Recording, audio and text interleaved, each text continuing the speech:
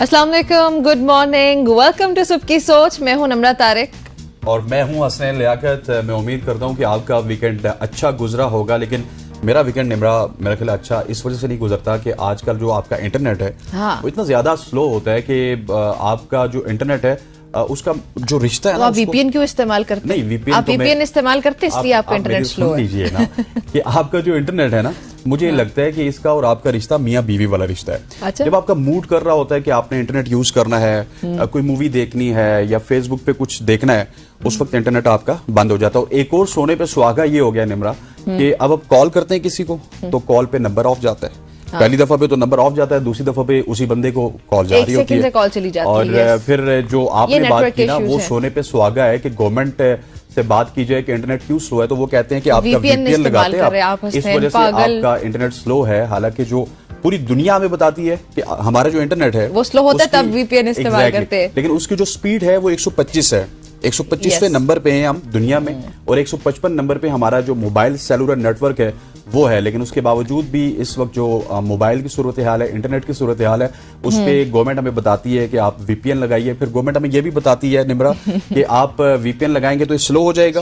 और ये वो गवर्नमेंट है जो कि आईटी सिटी बनाना चाहती थी। ये वो गवर्नमेंट है जो आईटी सिटी बनाना चाहती थी, और अल्टीमेटली आके इंटरनेट भी इन्होंने बंद। और शहज़ाद फातिमा ने इतना बड़ा देखे, आपको सारा मसला चल रहा था, पाकिस्तानी अवाम इतने मसाइल का शिकार हो रही थी, उन्होंने आते साथ हल बता दिया कि भाई वीपीएन इस्तेमाल कर रहे हो इसलिए हो रहा है, वीपीएन इस्तेमाल करना आप सब छोड़ दें, इंसान बच जाए, बन जाए, बच नहीं जाए। लेकिन ये मियां बीवी वाला रिश्ता खत्म मियां बीवी वाला रिश्ता भी खत्म करें की बहाली कर लें पाकिस्तान में, ताकि हम जो अवाम हैं जो 2-3 दिन हमें मिलते हैं वो हम अच्छे तरीके से इंटरनेट यूज करें। या तो फिर इस तरह होगा कि हम मंडे को खुशी खुशी ऑफिस आएंगे यार कि ऑफिस जाके काम तो करें, सही या फिर हम किताबें पढ़ना शुरू हो जाएंगे। बिल्कुल ऐसे। अच्छा, वैसे ये एक अच्छी बात है, शायद मुझे लग रहा है गवर्नमेंट ये इसलिए करना चाह रही है इंटरनेट को, जो स्लो डाउन हो गया, इंटेलेक्चुअल लेवल बहुत कम है लोगों का, तो वो चाहते हैं कि हम किताबों की तरफ चले जाएं और हम रील्स वगैरह देखना छोड़ें। सो स्मार्ट और and so considerate of our government.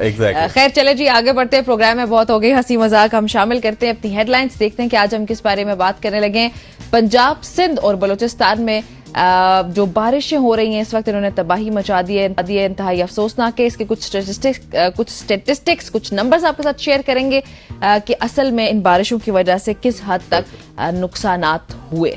Rauf Hasan के भारतीय रवाबित से पीटीआई का मुल्क दुश्मन एजेंडा बेनकाब हुआ, यह कहना है वफाकी वजीर इत्तलात अता तारड़। बिल्कुल जी। और फिर तहरीक इंसाफ में अंदरूनी इख्तलाफात भी कुछ सामने आ रहे हैं। साबिक सूबाई वजीर शकील खान का इस्तीफा या उनकी जो उसके बाद बातचीत सामने आई, वो एक बड़ा मुअम्मा बना हुआ है। और उनकी फिर उसके बाद खैबर पख्तूनख्वा काबीना से बरतरफी पर तहरीक इंसाफ में तनाज़ा बढ़ गया। कहा यह जा रहा है कि जो स्पीकर हैं केपी असम्बली बाबर सवाती साहब, उन्होंने इजलास ही मुलतवी कर लिया ताकि थोड़ा टाइम बाय कर सके और इमरान खान जो है उनकी शकील अहमद से मुलाकात हो जाए। फिर देखते हैं कि उसके बाद क्या आता है। और दूसरी तरफ पंजाब हुकूमत का बिजली के बिलों में रिलीफ, पंजाब और इस्लामाबाद के सार्फिन को 14 रुपए फी यूनिट रिलीफ देने का हुकूमत का बड़ा फैसला। हाँ, लेकिन इस पे एक और इशू हो गया ना कि अगर पंजाब गवर्नमेंट दे रही है तो फिर सिंध की हुकूमत भी सामने आ गई कि सिंध की हुकूमत को भी देना चाहिए, क्योंकि ये फिर एक तरह से लड़ाई वाली बात हो जाती है। वो जेब से दे रहे हैं। हाँ, पंजाब हुकूमत जो है हमारे पैसों से दे रहे हैं, हमारे पैसों से पंजाब हुकूमत का अगर रिलीफ मिलता है तो सिंध हुकूमत और बाकी सूबे भी डिजर्व करते हैं। तो ये एक नई जंग छिड़ जाएगी और इस पर भी बातचीत करेंगे प्रोग्राम में आगे जाके। और फिर जो एक और बात हमने आपसे पहले कर भी ली है, बल्कि इंटरनेट को सरकारी तौर पर बंद नहीं किया गया और ना ही स्लो डाउन किया गया। शहज़ाद फातिमा ये कह रही हैं और बिल्कुल ठीक कह रही हैं उन्होंने। मैंने आपको पहले भी बताया ना कि उन्होंने हल बता दिए। लेकिन आज हम अपनी आज की सुबह की सोच में आपकी मुलाकात करवाएंगे जो गुलकार बलोची फोक गुलकार हैं वहाब बुक्टी और सिंधी लोक फनकारा साहिबान गुलकार, उनसे भी यो हनी सिंह के जो साथ आपको दिखाई देंगे, उनसे आपकी मुलाकात करवाएंगे। कना यारी गाना मुझे वहाब बुक्टी का याद आ रहा है, इनके दीगर गाने बड़े मशहूर कोक स्टूडियो के खास तौर पे उसके बाद ये फेमस हुए। So I am very excited for that. और मैं भी एक्साइटेड हूँ उस हवाले से भी और अगले सेगमेंट के हवाले से भी, जिसमें हम बात करेंगे 12 सितारों के हवाले से और जानेंगे कि आने वाले दिन कैसे रहेंगे, आने वाले हफ्ते कैसे रहेंगे। और उस पूरे सेगमेंट में आप हमें कॉल भी कर सकते हैं और कॉल्स का सिलसिला हम लेते रहेंगे। आपकी कोई भी परेशानी है, चाहे आप स्टूडेंट हैं चाहे आप जॉब पेशा है या बिजनेस कर Love रहे हैं life related, या फिर personal कुछ भी कर life, रहे हैं, anything. सब कुछ आप पूछ सकते हैं। हाँ जी बिल्कुल, आप इस सेगमेंट में पूछ सकते हैं। अच्छा, आपको पता है वैसे हसनैन, ये तो हम सितारों का हाल और ये सब नाज़रीन के लिए जानेंगे। बाय द वे आप सब कॉल कर सकते हैं, नंबर्स आपके साथ शेयर करेंगे, आप लोगों ने लाजमी कॉल करनी है। ये सब होता रहेगा, लेकिन आपको ये पता है कि आज हम दिन कौन सा सेलिब्रेट कर रहे हैं? ये मुझे पता है, लेकिन मैं चाहता हूँ कि आप बताएं। ओके, मैं बताती हूँ जी। आज है वर्ल्ड ह्यूमैनिटेरियन डे, जो हर साल आज की डेट मनाया जाता है। अब नाम से ही पता चल रहा है कि ये दिन है क्या, और प्रोग्राम का स्टार्ट है, तो मैं चाहती हूँ कि इसके बारे में आपको थोड़ा बहुत बताती भी चलूँ कि इस दिन को मनाने का मकसद एक तो उन लोगों को एक्नॉलेज करना है, उनको खिराज तहसीन पेश करना है जो इंसानी हमदर्दी में या इंसानियत के लिए कुछ ना कुछ करते हैं, बल्कि अपनी जिंदगियां वक्फ कर देते हैं। बहुत सारे नाम पाकिस्तान में, सबसे पहले नाम अब्दुल सत्तार ईदी साहब का मेरे नाम आ रहा है, मेरे जहन में आ रहा है, तो उनको इस वक्त हम खिराज अकीदत पेश करते चलते हैं। अच्छा, इस तरह के हर मुल्क में बहुत सारे नाम हमारे सामने आते हैं। 2003 में बाय द वे बगदाद में अक़वाम मुत्तहिदा के हेडक्वार्टर्स पर होने वाले हमले में इंसानी खिदमत की हीरोज की यादगार के तौर पर यह दिन मनाया जाने लगा, और आज तक हम इसको सेलिब्रेट करते हैं और हमेशा इसको सेलिब्रेट करते रहना चाहिए। प्रोग्राम का स्टार्ट है, सुबह का स्टार्ट है, वीक का स्टार्ट है, तो इसी दिन की मुनासबत से हम ये अहद कर लेते हैं कि आज हम भी इंसानियत के लिए कुछ करते हैं। वैसे तो हमेशा करना चाहिए, बट पर्टिकुलरली आज आपने कोई ना कोई नेकी जरूर करनी है। अगर कोई किसी इंसान किसी मुश्किल में है तो बीइंग अ ह्यूमन उसकी हेल्प कर दें, तो आपका ये दिन सेलिब्रेट हो जाएगा। ये मकसद था हमारा आज के ये दिन सेलिब्रेट करने का। बिल्कुल ठीक कह रही हैं, और हम सबको अपनी हैसियत में इंसानियत के लिए कुछ ना कुछ करना चाहिए अपनी कैपेसिटी में।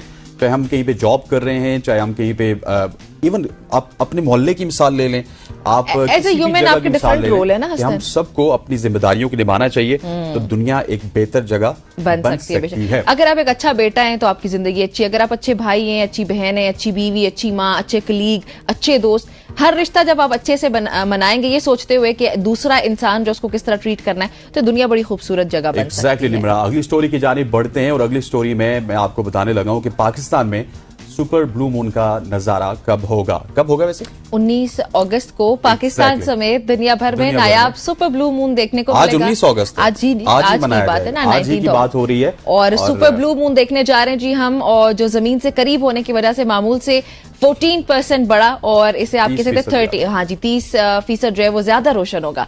और ब्लू मून की इस्तलाह इस बात का इशारा है कि ये महीने में दूसरी बार नजर आने वाला चांद है।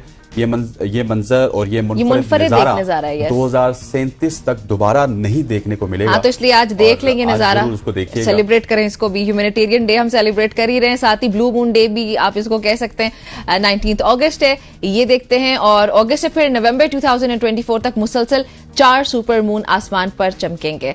सो हम लोगों के लिए आज बहुत अच्छी खबरें कि जिनके बारे में हम काफी एक्साइटेड हैं। ब्लू मून भी देखते हैं। अब अच्छा, मैं इमेजिन कर रही हूँ जैसे वो पिक्चर्स विजुअल्स में भी आ रहा है ना हमारे सामने, so that's going to be very amazing. अगली स्टोरी की जानिब बढ़ते हैं। अगली स्टोरी ये है कि एटीएम बंद और ऑनलाइन ट्रांजैक्शन ना करने वाली जो वायरल मैसेजेस हैं उनकी क्या हकीकत है। ये मुझे भी मैसेज आया हाँ, कि आपने कोई ट्रांजैक्शन नहीं करनी। आपको बता देता हूँ कि इसमें बेसिकली पाकिस्तान में तो अभी स्टार्ट हुआ, लेकिन ये पूरी दुनिया में बहुत ही पुराना इसका स्टार्ट है, और मुल्क में सोशल मीडिया पर एक मैसेज तेजी से वायरल हुआ, मुझे भी कल रिसीव हुआ, टू बी वेरी कहा गया कि डांस ऑफ द हेनरी नामी वायरस वाली वीडियो देखने से मोबाइल फोन का डाटा जाया हो जाएगा और एटीएम आपका बंद करने की हिदायत जारी की गई।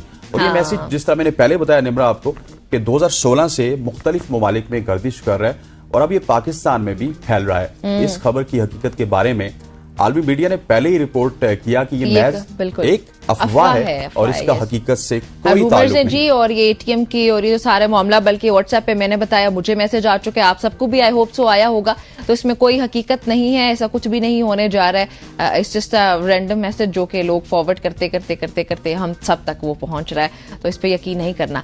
अच्छा, आगे बढ़ते हैं। और कौन से 3 फल हैं वो आप बता दे सबको। हाँ, कौन से 3 फल जिसकी वजह से आपकी ज़ायदुल उम्री में आपकी जो डिप्रेशन की बीमारी है वो कम हो जाती है। मैं बताती हूँ, चले जी। योमिया 3 से 4 फल खाने वाले अफराद में ज़ायदुल उम्री में भी डिप्रेशन की सतह 34% तक कम हो जाती है।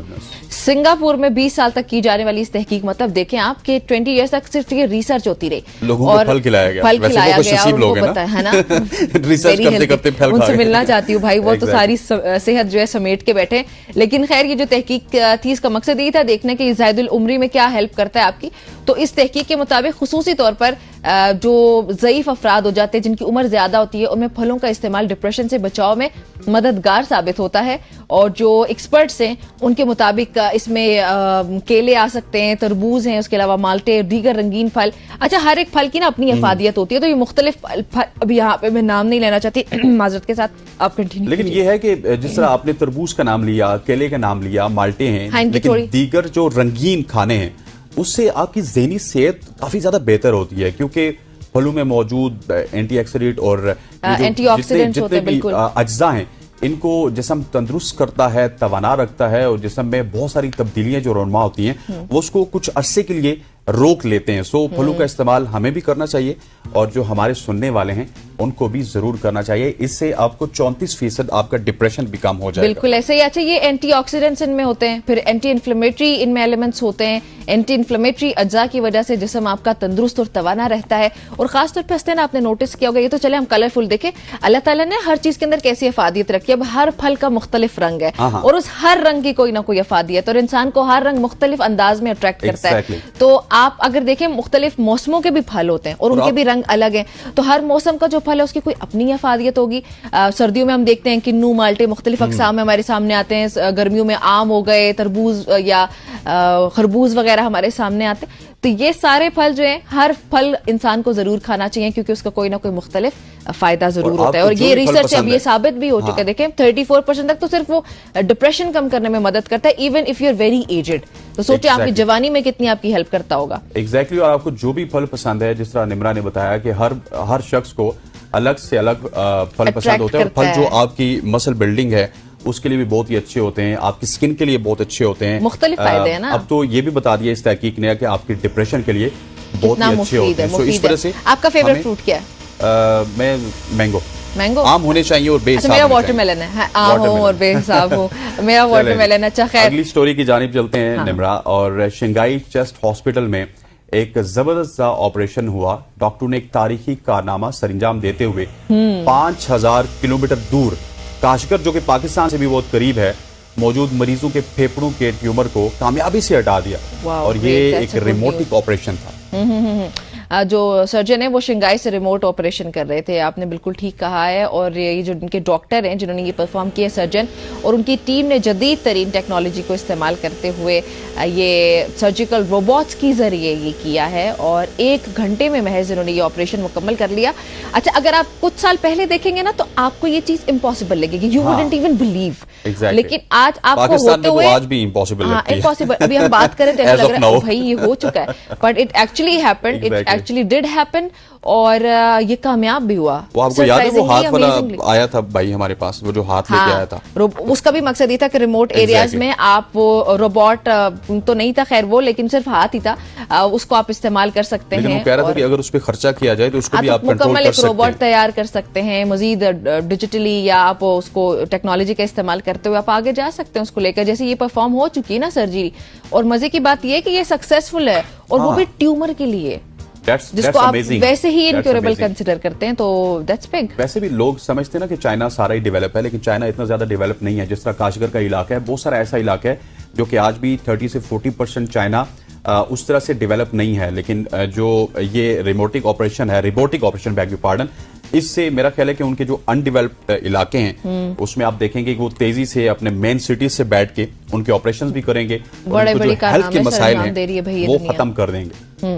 बहुत कुछ हो रहा है इस दुनिया में। मतलब कई बार हम लोग जब ये खबरें शेयर कर रहे हो तो यकीन ही नहीं आता कि भाई ये भी हो चुका है। कुछ साल पहले हम इमेजिन थे। खैर, ये कुछ नाज़रीन इंटरेस्टिंग स्टोरीज भी थी जो हमने इस वक्त आपके साथ शेयर की हैं। इस सेगमेंट से इतना ही यहाँ पे लेने जा रहे हैं हम एक छोटा सा ब्रेक। आपने हमारे साथ रहना है, क्योंकि जब हम वापस आने लगे हैं तो पाकिस्तान तहरीक इंसाफ के कुछ इंपॉर्टेंट मामला उन पर बातचीत होती है। ब्रेक।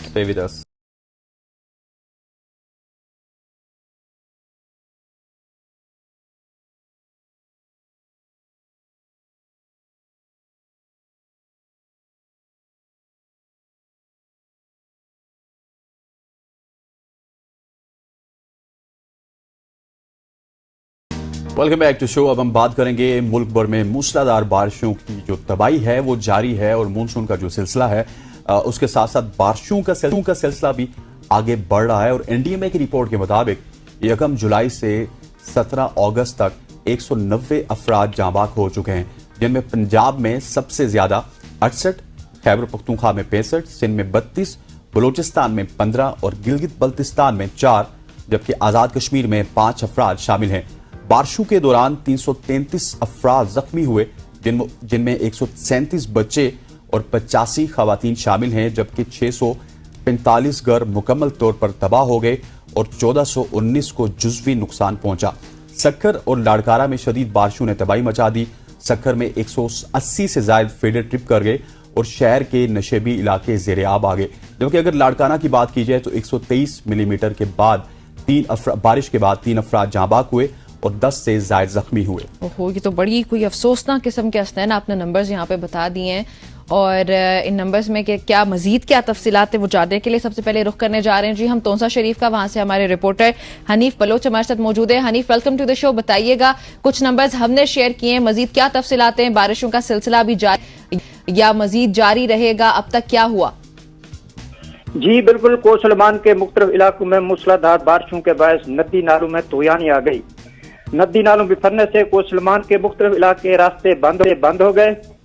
रास्ता और वसाइल ना होने की वजह से चित्रवटा के मकीन मरीजों को चारपाई पर उठाकर नदी क्रॉस करके अस्पताल मुंतकिल करने पर मजबूर हैं। अगर कच्चे के इलाके की बात की जाए तो कच्चे के इलाके में भी सैलाबी सूरत हाल बरकरार है। रेस्क्यू की जानब से सैलाब मुतसरीन को महफूज मकामात पर मुंतकिली की जा रही है। हुकूमती दावे अपनी जगह, मगर सैलाब मुतसरीन इमदाद के मुंतजर हैं। सही सही। अच्छा हनीफ, आज का कैसा मौसम है? आज का मौसम बिल्कुल ठीक है, सूरज निकला हुआ है, बादल कहीं अच्छा, ये कच्चे के इलाके का आपने जिक्र किया, तो कच्चे के इलाके में जब बारिश होती है तो वहां के डाकुओं को भगा के नहीं ले जाती? सर, कच्चे का इलाका यहाँ पे बेट अशरफ, आड़ा, खड़वाडू और ये तहसील तौसा के एरिया में आता है। अच्छा, मैं सोचूं ये वो कच्चे का इलाका है जहाँ पे डाकू बहुत ज्यादा होते हैं। कच्चे वाले डाकू वो सर सिंध का इलाका है। ठीक हो गया। अच्छा, तौसा में ये बताइएगा कि पंजाब हुकूमत की जानिब से कुछ इकदाम किए जा रहे हैं, पीडीएमए की जानिब से क्या कुछ किया जा रहा है, उस हवाले से भी हमें अपडेट कीजिएगा। सर, पंजाब हुकूमत की तरफ से अभी तक कोई इस तरह के इकदाम हमें नजर नहीं आए। कोसलमान के इलाके में भी कोई इस तरह के इकदाम नजर नहीं आ रहे, ताकि इसके कच्चे के इलाके में कोई रेस्क्यू की टीमें वहां पर मौजूद हैं। अच्छा, कच्चे के इलाके बिल्कुल जी। अच्छा, इसके बहुत शुक्रिया आपका हनीफ हमें ज्वाइन करने के लिए। इसके अलावा नाज़रीन, हम अभी रुख करने लगे डीजी खान का, वहां से हमारे साथ मौजूद है ताहिर महराज। ताहिर, बताइएगा आज सबसे पहले मौसम कैसा है और जो नंबर्स हमने शेयर किए उसमें मजीद क्या तफसीलात हैं आपके पास? जी मैडम, बहुत शुक्रिया। एबीएन न्यूज के मॉर्निंग शो में डेरा गाजी खान और कोहे सुलेमान के सैलाबी सूरत हाल पर बात करने का मौका मिला है जी। तो आज जो मौसम है, आज धूप निकली हुई है डेरा गाजी खान शहर में। डेरा गाजी खान शहर में गुज़िश्ता रोज बारिश से सड़कों पर पानी जमा हो गया था, जिसपे जिला इंतजामिया के मुताबिक अक्सर इलाकों से पानी को निकाल लिया गया है। जबकि पहाड़ों की बात, तो क्या वाकई ये तो जिला इंतजामिया के मुताबिक आप बता रहे हैं, वाकई तौर पर निकाला गया था पानी या नहीं? जी, रात अक्सर सड़कें जो है ना खुश्क हो गई थी, पानी निकाल लिया गया उनसे। ठीक ठीक। अच्छा, जबकि पहाड़ों पर बारिश के बाद बरसाती नदियों में तुगयानी आई है, जिसमें वडोर नदी में सबसे ज्यादा 70,000 क्यूसिक का रेला है। सकी सरवर में 9,000 क्यूसिक का रेला आया था, जबकि दीगर बरसाती नालों में मामूल के मुताबिक बहाव रिकॉर्ड किया गया है। अच्छा, ताहिर साहब, मुझे ये बताइएगा कि जिस तरह आपने सब कुछ बताया, तो वहाँ की जो मुकामी आबादी है वो किस हद तक मुतासिर हुई है इस तमाम तर सैलाबी सूरत हाल से? सर, जो कच्ची आबादियां थे उनको महफूज मकामात पर मुंतकिल किया गया है। जो सरकारी स्कूलों को फौरी तौर पर खोल दिया गया है। जिले इंतजामिया और रेस्क्यू 1112 के नौजवान वहां पर मौजूद हैं।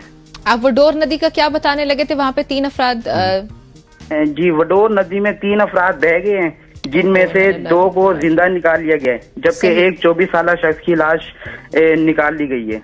ठीक हो गया ताहिर, आपका बहुत बहुत शुक्रिया। Thank you very much for joining अस। इमदाद हुसैन साहब हमारे साथ मौजूद हैं, डीजी हैं पीडीएमए सिंध के।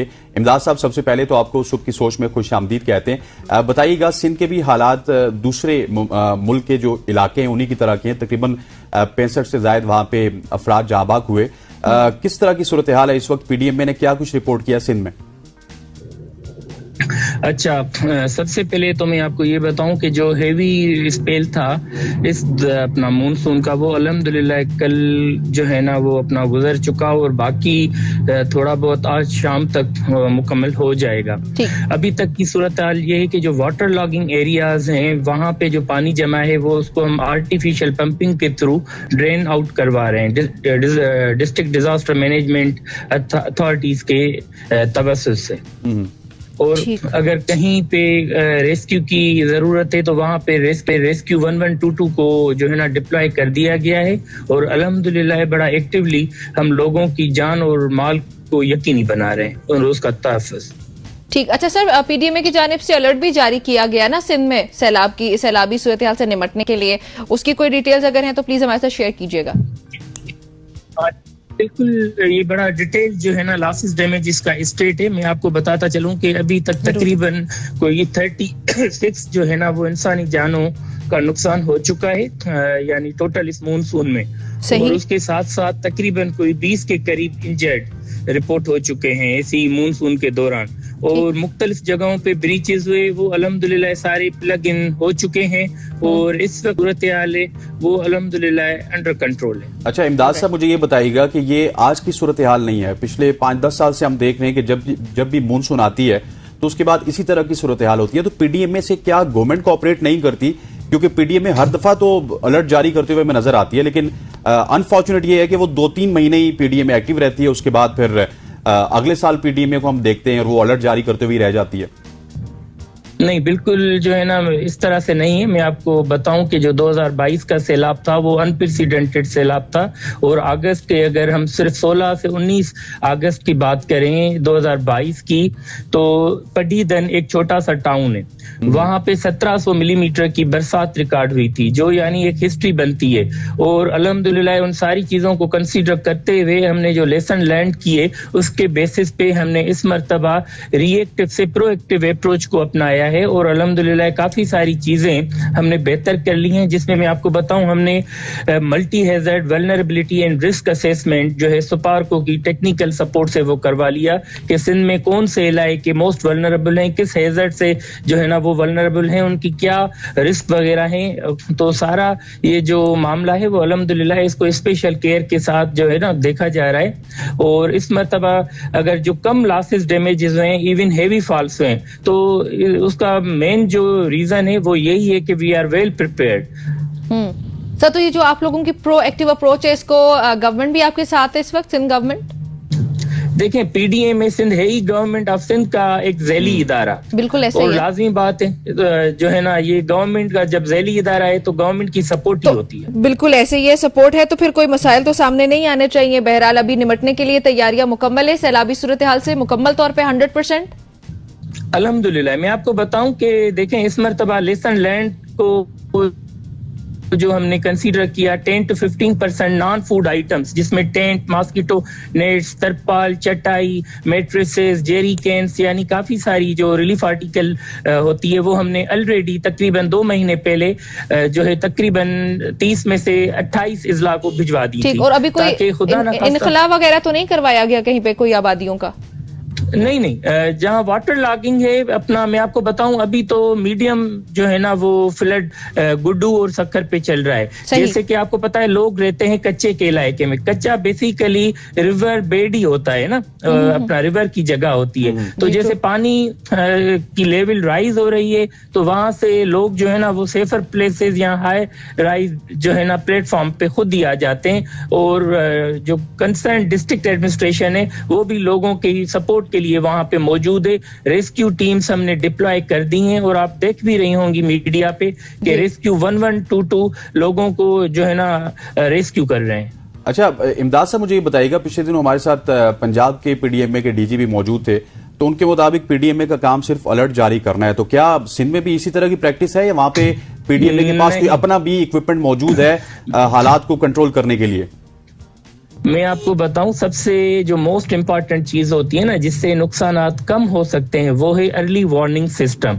ठीक है, हमें पाकिस्तान मेड डिपार्टमेंट जैसे ही कोई एडवाइजरी इशू करती है तो हम तकरीबन कोई 30 मिनट्स के अंदर जो है ना उसको आगे डिसिमिनेट करते हैं। कोई गवर्नमेंट के और नॉन गवर्नमेंटल इदारे हैं जिनकी तादाद में आपको बताऊं, आप हमारी एडवाइजरी देख लें, उस पे आपको तकरीबन कोई 45 के करीब तो इंडोर्समेंट मिल जाएंगी, यानी जिसमें फेडरल गवर्नमेंट के डिपार्टमेंट्स होते हैं, मिनिस्ट्रीज होती हैं, प्रोविंशियल डिपार्टमेंट्स होते हैं। हम सबको इत्ला दे देते हैं कि ये सूरत हाल होने जा रही है और सारे अपने एंटीसिपेटरी एक्शंस ले लें।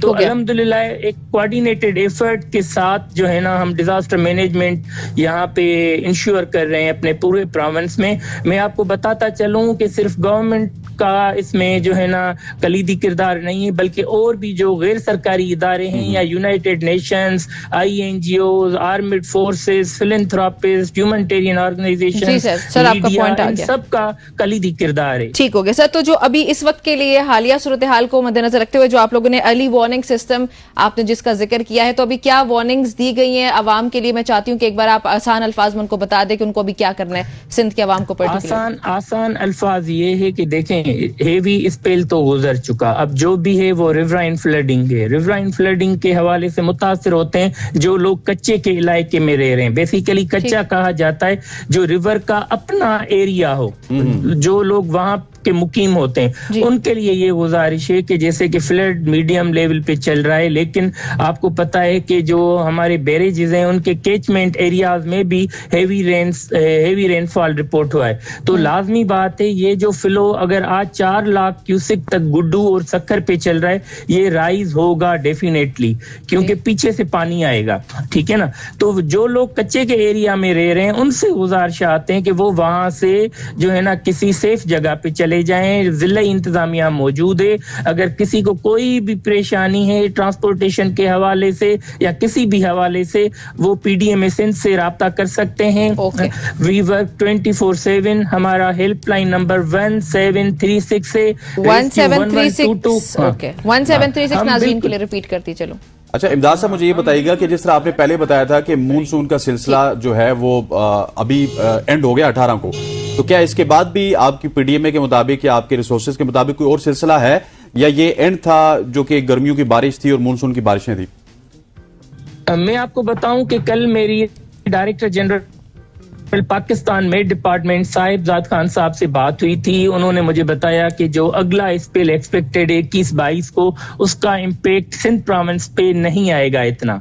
तो अगर यानी अगर रेन हुआ भी तो लाइट रेन होगा या मॉडरेट के, और वो मेरे ख्याल से आपको भी पता है इतना कोई इम्पैक्ट नहीं छोड़ता। ज्यादा से ज्यादा क्या होता है, जो वाटर लॉगिंग एरियाज होते हैं, लो लाइंग एरियाज होते हैं, नेचुरल पॉन्ड्स होते हैं, वहां जाके पानी स्टेगनेंट हो जाता है, रुक जाता है, और वो फिर डिस्ट्रिक्ट एडमिनिस्ट्रेशन या district disaster management authority PDMA के तवज्जुह से आर्टिफिशियल तरीके से वहां से स्टेगनेंट पानी को ड्रेन आउट कर लेता है। और अल्हम्दुलिल्लाह we are well equipped this time. हमें जो है ना हम 24/7 मॉनिटर कर रहे हैं हर चीज को, चाहे वो रिवराइन फ्लड हो या रेन इंड्यूस्ड फ्लडिंग हो या चाहे फ्लैश फ्लडिंग हो। सही हो गया सर, बहुत शुक्रिया आपका इमदाद साहब हमें ज्वाइन करने के लिए। नाज़रीन अभी हम रुख करने लगे शहरो फिरोज का, वहां से मुजम्मिल हमारे रिपोर्टर हमारे साथ मौजूद हैं। Muzammil, welcome to the show. Please बताइएगा इस वक्त कैसा मौसम है और मजमूई तौर पर ये जो गुज़िश्ता स्पेल गुजरा उसकी वजह से क्या क्या नुकसानात हुए? जी बिल्कुल, आपको बता दूं इस वक्त भी बारिश जो है वो चल रही है, और बारिश जो वक्फे जारी है। सुबह भी चली थी, उसके बाद फिर आधा घंटा जो है फिर बंद होगी, उसके बाद फिर अभी दोबारा शुरू होगी।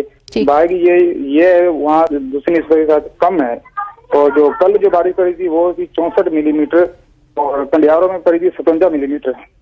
ठीक हो गया, आपने कंडियारों का भी जिक्र कर दिया। बाकी किस किस इलाके में सबसे ज्यादा बारिश हुई? वो सारे डूबे हुए हैं, वहाँ पर पानी निकालने के लिए कोई इंतजाम नहीं है, और लोग वहाँ नकल मकानी करने के ऊपरी जगह पर शिफ्ट हो रहे हैं। जी अच्छा, आपने कंडियारों का भी जिक्र कर दिया, सारे इलाकों का जिक्र कर दिया, लेकिन मुझे ये बताइएगा कि नुकसानात किस हद तक आपने रिपोर्ट किए हैं इस तमाम तर इलाके में?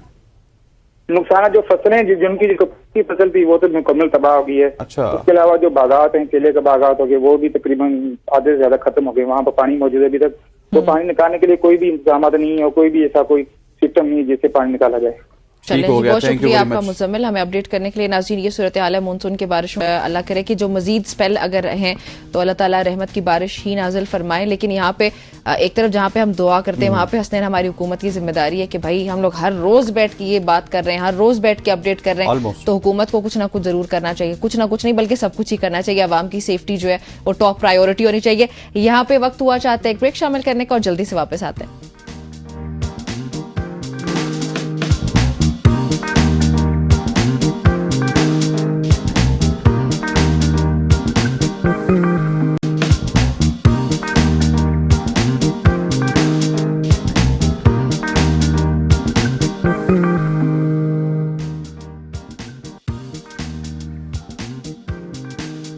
Welcome back everybody. पाकिस्तानी सियासत में क्या हो रहा है उस पर बात कर लेते हैं। वफाकी वजीर इत्तलात अताउल्लाह तारर का कल का जो बयान है वो बड़ा इंपॉर्टेंट है। एक बार फिर से तहरीक इंसाफ पे ताबड़तोड़ हमले जो हैं वो जारी है। रऊफ हसन के भारतीय रवाबित से पीटीआई का मुल्क दुश्मन एजेंडा बेनकाब हो गया। ये मैं नहीं, अताउल्लाह तारर साहब ने कहा। उन्होंने कहा कि इमरान खान और फैज हमीद के गठजोड़ के मामलात और फिर मशरकी बॉर्डर के पार पाकिस्तान मुखालिफ जज्बात रखने वाले सहाफियों से पाकिस्तान तहरीक इंसाफ के रवाबित मुल्क दुश्मनी की बदतरीन मिसाल है। आई होप सो कि आपने जरूर उनको कल ये टीवी पे कहते सुना भी होगा। और फिर साथ ही अगर दूसरी तरफ रुख किया जाए तो हसनैन तहरीक इंसाफ के भी कुछ इंपॉर्टेंट मामला हैं, उनका जिक्र करें आपने प्लीज। ठीक कहा। तहरीक इंसाफ की अगर बात की जाए तो उसमें जो अंदरूनी इख्तलाफात हैं वो सर चढ़ के बोल रहे हैं। साबिक सूबाई वजीर शकील खान की खैबर पख्तूनख्वा काबीना से बरतरफी पर तहरीक इंसाफ में तनाजा बढ़ चुका है। बानी चेयरमैन इमरान खान ने आतिफ खान और जुनैद अकबर को अडियाला जेल में तलब कर लिया। दोनों अरकान ने शकील खान के हक में बयान दिया था। ये हालात हैं तहरीक इंसाफ के भी जो अंदरूनी इख्तलाफ का शिकार है। बिल्कुल। और फिर एक और मजे के टॉपिक भी हम डिस्कस करेंगे जी अभी कि पंजाब हुकूमत का बिजली बिलों में रिलीफ। आपने देखा होगा कि नवाज शरीफ साहब ऑन स्क्रीन आए मरियम नवाज साहिबा के साथ और उन्होंने आके पंजाब में और या फिर इस्लामाबाद के सारिफिन को 14 रुपए फी यूनिट रिलीफ देने के लिए पंजाब हुकूमत ने 5 बिजली कंपनीज को खतूत अरसाल कर दिए हैं। तो सवाल यहाँ पे ये पैदा होता है कि क्या पंजाब के अलावा दीगर सूबे पाकिस्तान का हिस्सा नहीं है, क्योंकि नून लीग की हुकूमत तो पूरे मुल्क में ही है ना, तो खासतौर पर पंजाब की बात क्यों हुई। फिर उसके अलावा 201 से लेकर 500 यूनिट वाले शहरियों के लिए बिलों में कमी की जाएगी, ये कहना है पंजाब गवर्नमेंट का, जिसका फर्क जो है वो पंजाब हुकूमत खुद अदा करेगी। ये कुछ इंपॉर्टेंट मामला इन पे बातचीत करने के लिए एतजाज एहसन साहब हमारे साथ मौजूद है। एतजाज साहब अस्सलाम वालेकुम। एजाज साहब, सबसे पहले येगा कि तहरीक इंसाफ का मुल्क मुखालिफ जो बयानिया है, एक तरफ हम देखते हैं जनरल फैज हमीद की गिरफ्तारी, कोर्ट मार्शल चल रहा है, उसके बाद क्या जनरल बाजवा का नाम भी हमारे सामने आएगा, जो दीगर लोग सामने आएंगे उनमें? पहले तो मैं ये अर्ज कर दूं कि हमारी हुकूमत और बिलखसूस वजारत इत्तलाआत इस कदर बेखबर है, इस कदर उनको इल्म ही नहीं है कि कौन से सहाफी भारत में और चोटी के सहाफी, सीनियर सहाफी, मोतबर सहाफी पाकिस्तान दोस्त है और कौन से पाकिस्तान दुश्मन है। ट्रू। करण थापर एक इंतहाई और नामवर पाकिस्तान दोस्त सहाफी जाने जाते हैं, जिस तरह कुलदीप नायर थे जी जहानी, वो लोग वो उन लोगों में से है जो अपना who exposes himself, अपना सर वो बाहर मतलब है लोगों के सरों से ऊंचा करके और वो आवाज लगाता है पाकिस्तान के लिए। वो मुसलमान कुशी पे इतना उसने प्रोग्राम किए, इतने प्रोग्राम किए इंडिया पे मोदी और हिंदुत्व के खिलाफ कि उसका मतलब शुमार ही कोई नहीं है। और वो पाकिस्तान कई मरतबा आया, बीबी शहीद के साथ वो ऑक्सफोर्ड में था उस जमाने में, वो आसिफ साहब का बड़ा एडमायरर है, वो अब नवाज शरीफ का बड़ा दोस्त है, और उसको हम धत्कार रहे हैं अब कि अब हम मुकदमा अपने एक बंदे के खिलाफ बनाएंगे ताकि उसको बीच में मुलवस करेंगे बेवजह। उसके साथ क्या साजिश हो सकती है पाकिस्तान के खिलाफ, ये इनको कुछ पता नहीं। ये अताउल्लाह तारर को ये नहीं पता कि ये करण थापर कौन है, और करण थापर और एतजाज साहब अगर देखा जाए तो उस गुफ्तगू में ऐसा कुछ है भी नहीं। इस तरह तो अगर आपने सिर्फ यही क्राइटेरिया सेट कर लिया कि किसी इंसान की एक मुल्क में बैठे हुए किसी दूसरे मुल्क में इंसान से बातचीत हो गई है तो वो मुल्क मुखालिफ प्रोपेगेंडा ही कर रहा है, इसके डॉट्स कैसे कनेक्ट करेगी गवर्नमेंट? इसको इसके एविडेंस कहां से आएगा कि भाई ये मुल्क मुखालिफ मामलात थे? कोई एविडेंस नहीं आएगा। उसका लेटेस्ट जो ये अब आया है अरशद नदीम पे, उसका एक कॉलम आया है, ये कोई 3 दिन पहले। जी। और उसने 2 चीजों को अप्रिशिएट किया, पढ़ा। एक तो कि ये अरशद नदीम पाकिस्तानी, और वो कहता है मुझे फख्र हुआ है साउथ एशियन कि ये इसने जीता है। अच्छा, दूसरा उसने नीरज चोपड़ा की वालदा की बहुत तारीफ की और अरशद नदीम की वालदा की। उसने कहा कि ये माएँ है हमारी, ये हमारी बड़े सगीर एशिया की माएँ हैं, और ये इस तरह मोहब्बत डालना चाहती है आपस में। इतनी जहाँ कॉन्टेस्ट होती है, जहाँ इतने जज्बात खिलाफ हुए होते हैं कि अगर मैं नंबर 2 पे आ जाऊं तो हमारे यहाँ तो ये रिवाज है, वो जी नंबर 1 ने अपना जो नेता था उसमें 1 पाउंड कम किया हुआ था, उसने ये जाली काम किया। एतजाज साहब, आपने बेहतरीन मंजरकशी की, लेकिन मुझे सिर्फ इतना समझा दीजिए हमारे नाजरीन के लिए, हमें तो समझ नहीं आ रही, क्या पता शायद आपको समझ आई हो कि इसमें मुल्क की फॉरेन पॉलिसी को कहां से नुकसान पहुंच गया? कोई नहीं, मतलब है आप बात ही कर रहे हैं, आप बाहर गए हो कहीं, आप किसी से बात कर रहे, प्राइम मिनिस्टर ने खाना किया साफियों का, बड़े साफियों का, और वो या यूएई में अमीर ने किया हुआ है, वहां आपके साथ बैठा हुआ है। अगर एक भारतीय छोड़ यहाँ तो पता नहीं, अगर कोई श्रीलंकन भी बैठा होगा तो आप उसके साथ साजिश कर रहे होंगे पाकिस्तान के खिलाफ। ये इनको पैरानोया हो गया, इनको बड़ा खौफ हो गया, ये खौफजदा हुकूमत है। ये आपने कभी नवाज शरीफ को, कभी जब से वो आया या शहबाज शरीफ को हंसते देखा, क्या लगाते देखा? वो डरे हैं कि जिसको उनको फंसाया गया है, जिस कुर्सी पे वो बैठना नहीं चाहते उस पे उनको बिठा दिया गया। ये तो मुल्क को खराब के लिए बड़ा नुकसानदेह है। और प्राण चोपड़ा भी एक ऐसा था, पर करण थापर के बारे में ऐसी बात करना तो बेहूदगी है।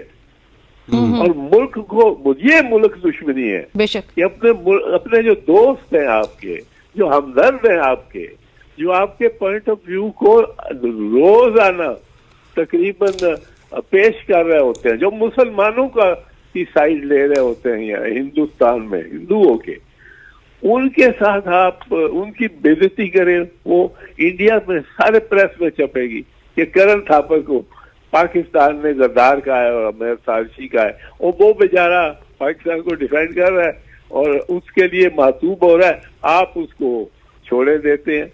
अच्छा एतजाज साहब, गवर्नमेंट ने एक बार फिर से जो है वो रिक्वेस्ट कर दी है चीफ जस्टिस ऑफ पाकिस्तान से भी कि बल्कि जब एहतसाब होना शुरू हो चुका है, एक इदारे ने अगर एहतसाब शुरू किया तो दूसरे इदारे को भी एहतसाब शुरू करना चाहिए। साकिब निसार की बात हुई कि उनके खिलाफ भी कार्रवाई होनी चाहिए। तो क्या इमरान खान को जेल भेजने के बाद, जनरल फैज हमीद को जेल भेजने के बाद और फिर फाइनली साकिब निसार को भी जेल भेजने के बाद क्या नवाज शरीफ को मुझे क्यों निकाला का जवाब मिल जाएगा? नवाज शरीफ को तो जवाब मिल चुका है। उसे निकाला और वोट को इज्जत दो, वो बिल्कुल उसके उल्टा कर रहा है। अब वो साबित कर रहा है कि क्यों उसको निकाला और क्यों उसको निकालना जरूरी था। एक कन्विक्टेड चोर, मैं कन्विक्टेड चोर की वजह से चोर कह रहा हूँ, वरना मैं लफ्ज ऐसा ना इस्तेमाल करूँ, पर वो कन्विक्टेड है। और कन्विक्टेड चोर को आप मुल्क से बाहर भेज देते हैं, 4 साल वो जेल की बजाय लंदन ही में अय्याशियां कर रहा है और वहां सैरे वैरे कर रहा है, हाइड पार्क की और ये वो। अब उसको ये कहना उसका कि ये बड़ा मतलब है जो पीडीआई पार्टी है या वो उसमें बड़ी उसमें तो जो कुछ हुआ सो हुआ, जो दूसरे इदारे हैं उन पे उनका एहतसाब होना चाहिए। बिल्कुल। आप ये बताएं कि वो पार्टी जिसने सुप्रीम कोर्ट पे हमला किया हो, जी भाई कोई मैंने ये सोचा ही नहीं कि हमला सुप्रीम कोर्ट पे हल्ला बोला हो, 600 वर्कर ले जाके, और आगे आगे इनके चल रहे थे ये ख्वाजा आसिफ और दीगर बड़े इनके नाम, और उस हमले में इन्होंने जजेस तक पहुंचे, जजेस कुर्सियां पीछे फेंक के और फिर भागे वहां से, और चीफ जस्टिस का सजाद अली शाह का बेंच था 1997 में। फिर ये लाउड स्पीकर ले जाके और ट्रक ले जाके, और मरियम बीबी ने तकरीरें की सुप्रीम कोर्ट के जज के चीफ जस्टिस के सामने। इन्होंने जलसों पे बड़ी बड़ी तस्वीरें आवेदन करके जिन जजों के ये खिलाफ है उनकी तस्वीरें लगाई और उनको आइडेंटिफाई कराया कि ये चोर है आपके और ये जज है और ये फलां है। तो ये तो बिल्कुल बेलगाम पार्टी है। अच्छा इत्तेज़ार साहब, आपने इनको बेलगाम करार दे दिया, लेकिन इन्होंने एक रिलीफ दिया है बिजली का, लेकिन वो भी अवाम के पैसों से ही रिलीफ मिला 45 अरब का। क्या जरूरत पेश आई कि मरकज में शहबाज शरीफ साहब मौजूद हैं, लेकिन नवाज शरीफ साहब मरियम नवाज के सामने आके 14 रुपए रिलीफ दे रहे हैं? वो क्या मरकज से अब किनारा कशी इख्तियार करना चाहते हैं? ये वो लोग हैं जिन्होंने 1988 में सिर्फ इसलिए कि बीबी शहीद की जमहूरी हुकूमत थी, बीबी शहीद की, सिर्फ इसलिए कि उसके मुखालिफ करना है, इन्होंने पंजाबी जाब का नारा लगाया। इन्होंने पंजाबी टेलीविजन, पंजाबी बैंक, पंजाबी सब कुछ अलहदा कर देने का और नारा लगाया कि हम वफाक में, वो तकरीबन यही कहा कि रह ही नहीं सकते, हम अलहदा है। और ये तो हर हद तक जाते हैं। अब इनको मैं आपको बताऊं, फॉर्म 45 निकल आया था जिसमें नवाज शरीफ को जीता हुआ दिखाया गया है, और उस एक फॉर्म दो चार सफे हो गए उसमें डॉक्टर यास्मीन राशिद को हराया हुआ दिखाया गया। और उसके लिए, वो करने के लिए उनके खानों में, दोनों के खानों में उन्हें बड़ी ओवर राइटिंग करनी पड़ी है, क्योंकि अब जब 61 को आप 161 बनाए या 222 को आप 1222 बना दे, एक लगा के आगे हजार आप इस तरह ऐड करके वोट नवाज शरीफ के और मरियम के उस पे कांटे डाल के आप उसके कम कर दें, ये डॉक्टर यास्मीन राशिद के, तो वो फॉर्म 45 तो मौजूद है, लेकिन वो इलेक्शन कमीशन ने दबोचा है बगल में, वो अपने बगल से निकालने नहीं देते।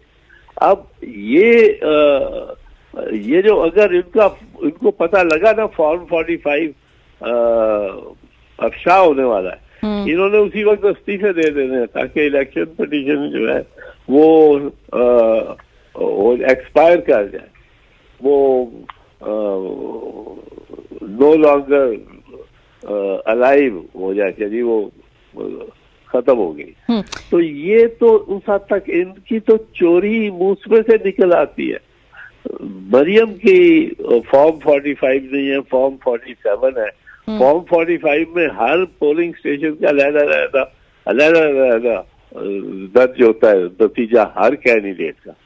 फॉर्म 47 में वो टोटल ही होता है सिर्फ। सही, अच्छा, टोटल इसका इत्तेज़ार साहब, माजरत के साथ आपको इंटरप्ट करी, मैं चाहती हूँ आप इस सवाल का भी जवाब दीजिएगा। आपको जनरल फैज का जो कोर्ट मार्शल है वो मिलिट्री लॉज के मुताबिक लगता है? क्योंकि माजी में सिर्फ फैसले हमारे सामने आया करते थे, लेकिन अभी ISPR की जानिब से आवाम को ऐसे अपडेट करना कि क्या क्या चार्जेस हैं और फिर वो प्रोसीडिंग्स की तरफ, एक तो ये बताइएगा कि आप प्रोसीडिंग्स कितने अरसे में मजीद एक्सपेक्ट करेंगे इसका फैसला सामने आ जाएगा, और दूसरा ये कि क्या ये आपको लॉज के मुताबिक लग रहा है? मुझे तो लगता है कि जनरल फैज को इसलिए इन्होंने पकड़ा है और इसलिए उसमें दबाव डाल रहे हैं कि उसको नवाज शरीफ के इमरान खान के खिलाफ सुल्तानी गवाह बनाना चाहते हैं ठीक। और उसका कोई वरना इसका ठीक हो देखिए किसी तो फिर आप किसी एक्सपेक्ट तरह कर रहे हैं की- कि इमरान खान का भी कोर्ट मार्शल या उसको भी इस तरफ फिर इसके मामले की कड़ी के साथ जोड़ा जाएगा बाद में? यही तो उनका मकसद है। ठीक। सामने सिविलियन कोर्ट में, ओपन सिविलियन कोर्ट में तो केस उसके खिलाफ चल ही नहीं सकता, ठीक। बनता ही कोई। अब सुल्तानी गवाह ढूंढ रहे हैं, कोई मोतबर सुल्तानी गवाह, वो आके गवाही देगा कि जी ये मैं इसने ये किया, वो किया, फला किया, और मेरे होते हुए किया, और मैंने मुखालफत की पर उसने किया, वो कहता था मैंने कर रहा है। तो ये तो सुल्तानी गवाह है। उधर देखे मलिक रियाज अड़ गया, उसने नहीं कहा कि वो कहता मैं नहीं गवाही देता। उसने किसी के खिलाफ, अपने मोहसिन या दोस्त के खिलाफ उसने गवाही नहीं दी है, वरना उसको वो लाते थे नवाज शरीफ के खिलाफ। ये जो हाइड पार्क नंबर 1 $42 बिलियन का बिका है हुसैन नवाज ने। उसमें भी ठीक हो गया sir, thank you, Irshad sahab, thank you very much sorry for to interrupt, joining वक्त खत्म हो गया। बहुत शुक्रिया आपका हमें ज्वाइन करने के लिए। नाज़रीन आगे बढ़ते हैं, फरीदुल्ला साहब हमारे साथ पेशावर से मौजूद होंगे। पाकिस्तान तहरीक इंसाफ के बड़े मसाइल चल रहे हैं, वो भी केपी में, उनसे जानते हैं कि असल में क्या हो रहा है। फरीदुल्ला साहब अस्सलाम वालेकुम, वेलकम टू द शो। वालेकुम अस्सलाम। फरीद साहब बताइएगा, शकील खान साहब के बाद तहरीक इंसाफ हमें केपी में भी काफी इख्तलाफात का शिकार नजर आती है, उसमें क्या कुछ अपडेट्स है आपके पास? जी ये कोई नई बात नहीं है। इनकी इख्तलाफात अगर हम 2013 में देखें तो अपने इत्तेहादियों के जो वजीर थे, 2 वज़रा, उनको निकाला गया। फिर जब इनकी अपनी हुकूमत आई तो फिर जियाउल्लाह अफरीदी को निकाला। इसी तरह अब जो सिलसिला है, अभी 6 महीने गुजरे हैं कि शकील खान को निकाला और साथ में जो दीगर पार्टी के साबिक वज़रा है उनको नोटिस वगैरह दिए। तो इनके जो इख्तिलाफात है वो इसी तरह चलते रहते हैं। लेकिन मसला ये है कि भारी मैंडेट है इनके पास और 1-2 लोगों को निकालने से इनके ख्याल में कोई फर्क नहीं पड़ता। लेकिन ये है कि इस भारी मैंडेट की वजह से जो सूबे के मसाइल हैं वो बिल्कुल एक तरफ हो गए हैं। सारे जितनी भी मसाइल हैं, अगर आप गंदम का बात ले लें तो अभी रिसेंटली जो ABN पे खबर चली थी, लाखों टन गंदम जो है वो गोदाम में खराब हो गया है। ठीक ठीक। तो फरीदुल्ला साहब, जो सूबाई असम्बली का इजलास क्यों मुलतवी किया बाबर सवाती साहब ने? मुझे भी साथ ऐड कर दीजिएगा, करप्शन वाला इल्जाम भी मुझे ऐड कीजिएगा कि करप्शन है या नहीं। जो सोर्स से मेरी बात हुई है, इजलास की बुनियादी मकसद ये था मुलतवी करने का कि शकील खान ने फ्लोर पे बात करने का कहा था कि किसी, और इसी खौफ की वजह से उन्होंने मतलब एन मुमकिन है कि उनको बात करने न दिया जाए, या फिर उनकी बात इमरान खान से करवाई जाए। हो सकता है कोई और भी उनके साथ शरीक हो जाए। तो इसी खौफ के मतलब जो सोर्सेस है मेरे, उन्होंने कहा कि इजलास इसी वजह से मुलतवी किया गया है। अच्छा सर, कोई करप्शन के जो बहुत ज्यादा इल्जामात लगाए जाते हैं, क्या करप्शन वाकई है तहरीक इंसाफ की गवर्नमेंट में वहां पे? जी अभी तो ये देखें, होना तो ये चाहिए कि शकील खान ने जो बात की थी CNWO में, जो करप्शन की बातें हो रही थी, होना तो ये चाहिए कि जो कमेटी इन्होंने बनाई है 3 लोगों की, उस कमेटी को इसकी इंक्वायरी करनी चाहिए और उसके बाद ही कोई फैसला लेना चाहिए। जो 7 अरब रुपए के ठेके दिए हैं, पहले तो वो जो अफसरान है, सेक्रेटरी है या जो भी उसमें मुलविस है, उसकी इंक्वायरी होनी चाहिए और उसके बाद कोई फैसला होना चाहिए कि आया ये मिनिस्टर कंसर्न की वजह से है या जो ब्यूरोक्रेसी है उनकी वजह से हुई है। तो पहले तो इसकी इंक्वायरी होनी चाहिए। जहां तक जो तामीराती काम है, जो डेवलपमेंट के काम है, वो बिल्कुल रुक गए हैं और फंड्स न होने की वजह से। आज भी अभी कुछ देर पहले जो मैंने खबर दी है, तामीराती काम का भी ये हाल है कि कल ABN पे जो खबर चली है, एक स्कूल का मुकम्मल छत नीचे गिर गया है और उसके मसाइल का शिकार हो रही है हुकूमत के अपने मसाइल की वजह से, जो है वो अवाम मसाइल का शिकार हो रहे हैं। फरीदुल्ला साहब, बहुत शुक्रिया आपका हमें अपडेट करने के लिए। जल्दी से हम लोग बढ़ने जा रहे हैं एक ब्रेक की तरफ, आपने हमारे साथ रहना।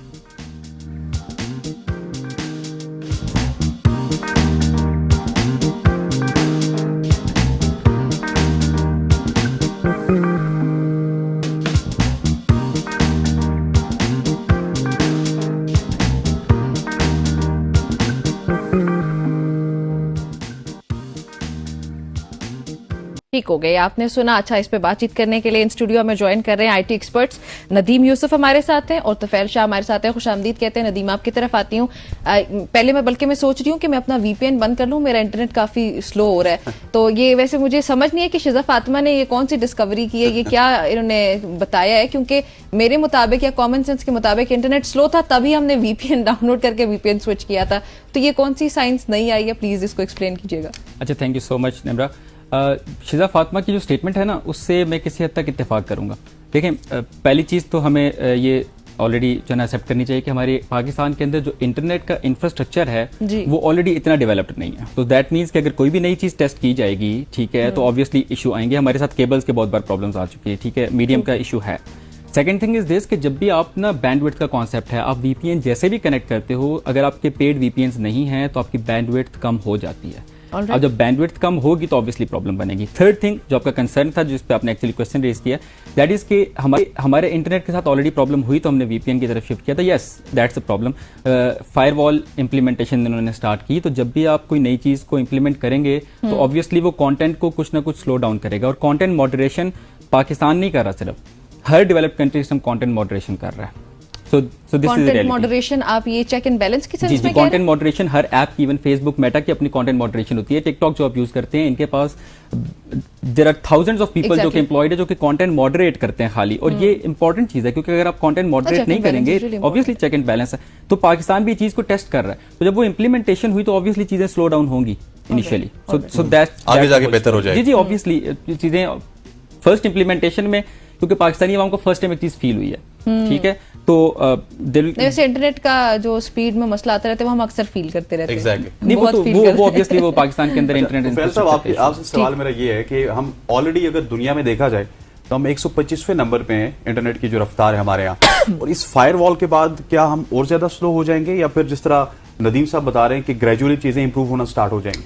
नहीं, देखें, कुछ चीज़ों पे चेक एंड बैलेंस होना काफ़ी ज़रूरी है। रिसेंटली अगर आप एक देखें, यूके में जो एक सीन क्रिएट हुआ था फेक न्यूज़ की वजह से, मुस्लिम कम्युनिटी काफ़ी सफ़र कर रही है अभी तक उन चीज़ों को।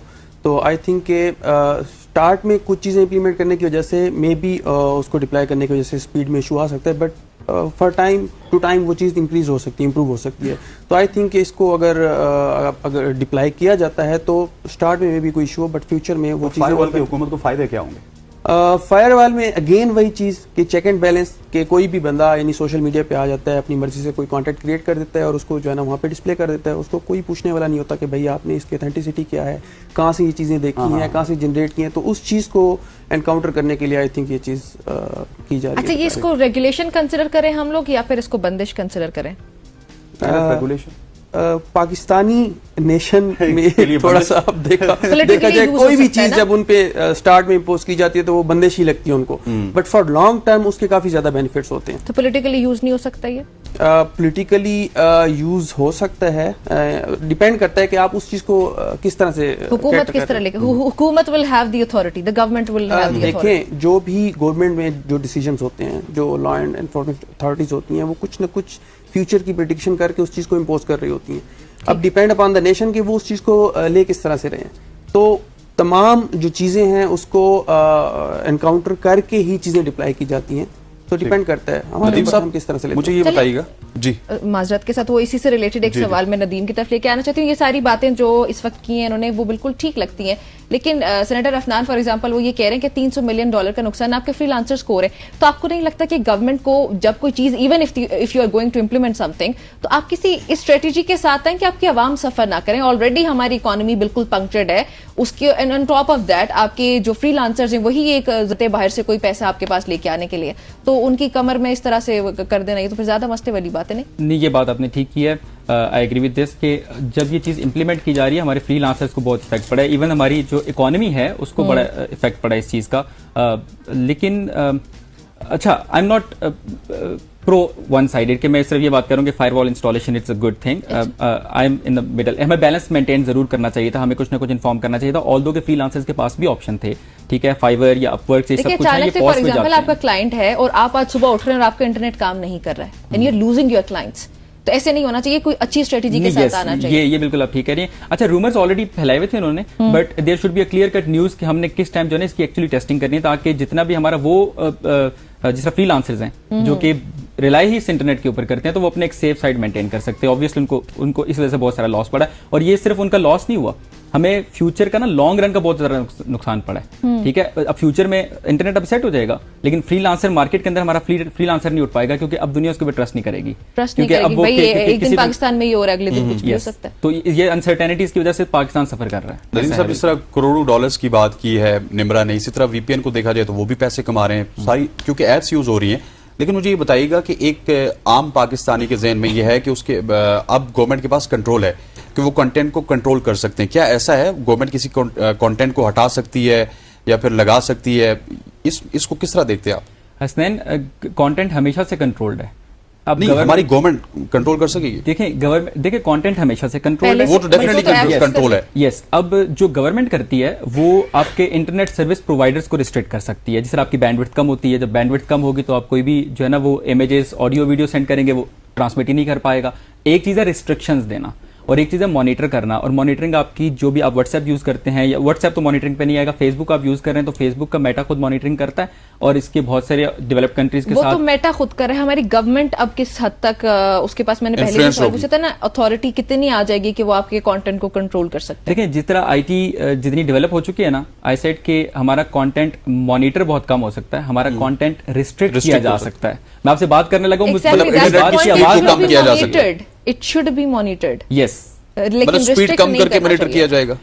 नहीं, स्पीड कम करके मॉनिटरिंग तो नहीं की जा सकती। मतलब स्पीड कम करके उसको रोका जाएगा, बैंडविड्थ कम करके वो रिस्ट्रिक्शन की जाती है। अब अच्छा, बैंडविड्थ कम करके रिस्ट्रिक्शंस नहीं की जाएंगी, क्योंकि इससे कोई फ्यूचर का आउटकम नहीं निकलता ना। जिस तरह निम्रा सेड कि हमें उसके ऊपर फ्यूचर का आउटकम तो मॉनिटर करके निकल पाएगा कि हम किस चीज को रिस्ट्रिक्ट कर सकते हैं। लेकिन जो करंटली हुआ है, ये उनकी इंप्लीमेंटेशन जो की गई ना, उसके चक्कर में हमारी बैंडविड्थ कम हुई। हमें लगा कि हमारी चीजें रिस्ट्रिक्ट की जा रही हैं क्योंकि अपलोड नहीं हो पा रही है। लेकिन फ्यूचर में इस फायरवॉल का या कोई भी ऐसी रिस्ट्रिक्शन मेजर कोई भी गवर्नमेंट, कोई भी इदारा लेता है, उसका फ्यूचर डायरेक्शन ये नहीं होती कि हम रिस्ट्रिक्ट कर दें। वो किसी तरीके से उसको इंप्लीमेंटेशन इस वे में लेके जाते हैं कि कंटेंट अपलोड तो होगा, बट अपलोड होने से पहले ना एक फिल्टर से गुजर के जा रहा होगा, तो वो फिल्टर उनके पास बैठा होगा जो कि चीज देख रहा होता है। ठीक। अच्छा तुफैल, आपकी तरफ आता हूं। आपने जिस तरह मिसाल दी पूरी दुनिया की, चाइना भी इसी फार्मूले पे जा रहा है, इवन अमेरिका में भी इस तरह का सोचा जा रहा है। बहुत सारे मुल्क मेरे ख्याल आज से 5-6 साल पहले फायरवॉल लगा चुके हैं या इस पर इंप्लीमेंटेशन कर रहे हैं। हम इतना लेट क्यों हुए हैं? देखें, जो भी गवर्नमेंट डिसीजन लेती है, वो हमारे जो लोग हैं उनके जो रिएक्शन आ रहा है उसके बाद ही ये डिसीजन लेते हैं। तो हमारे लोगों का रिएक्शन ही लेट हुआ है, तो अभी वो डिसीजन लेने लगे हैं। तो अगर ये जो नेशन है पहले से इस तरह से एक्टिवनेस शो कर रही होती थी, मे भी ये बहुत पहले हो जाता। 5th जनरेशन वॉर से डिजिटल दहशतगर्दी तक का सफर हुआ तब हुआ। ऐसे ही है। तो हम जो है वो रिस्पांस काफी लेट देते हैं, जिसकी वजह से मे बी गवर्नमेंट भी जो है ना रिस्पांस लेट दे रही है। अच्छा, आपको ये एक्सपेरिमेंट वैसे फायरवॉल वाला सक्सेसफुल लगता है?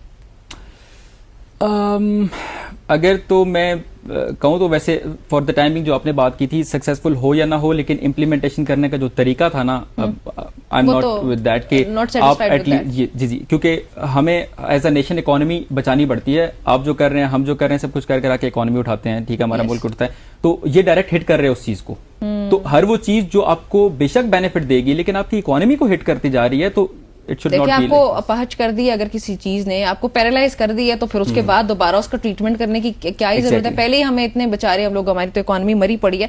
तो ये experiment on basis of these things कि इन्होंने इंप्लीमेंट कैसे किया, आपको ये सक्सेसफुल नजर नहीं आता? नहीं, इंप्लीमेंट देखें, जो चीज ये करना चाह रहे हैं, that's a good thing. Okay, content monitor करना है, मीडिया को आजाद रखना है, लेकिन कंटेंट मॉनिटर करना है, द वन थिंग।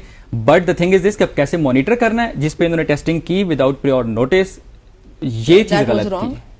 तो फिर ये सक्सेसफुल हो जाएगी government on doing what they want to achieve? Government successful हो जाएगी in term of implementing this thing. जी, और फिर वो एक्सपेरिमेंट आपको सक्सेसफुल भी है ना, कि वो जो गवर्नमेंट करना चाह रही है, बेशक चलें पॉलिटिक्स को या उसके पॉलिटिकल पर्सपेक्टिव्स क्या है उसको एक साइड पे रख देना, आप सिर्फ ये बात करें कि ये कामयाब हो जाएगा तजुर्बा।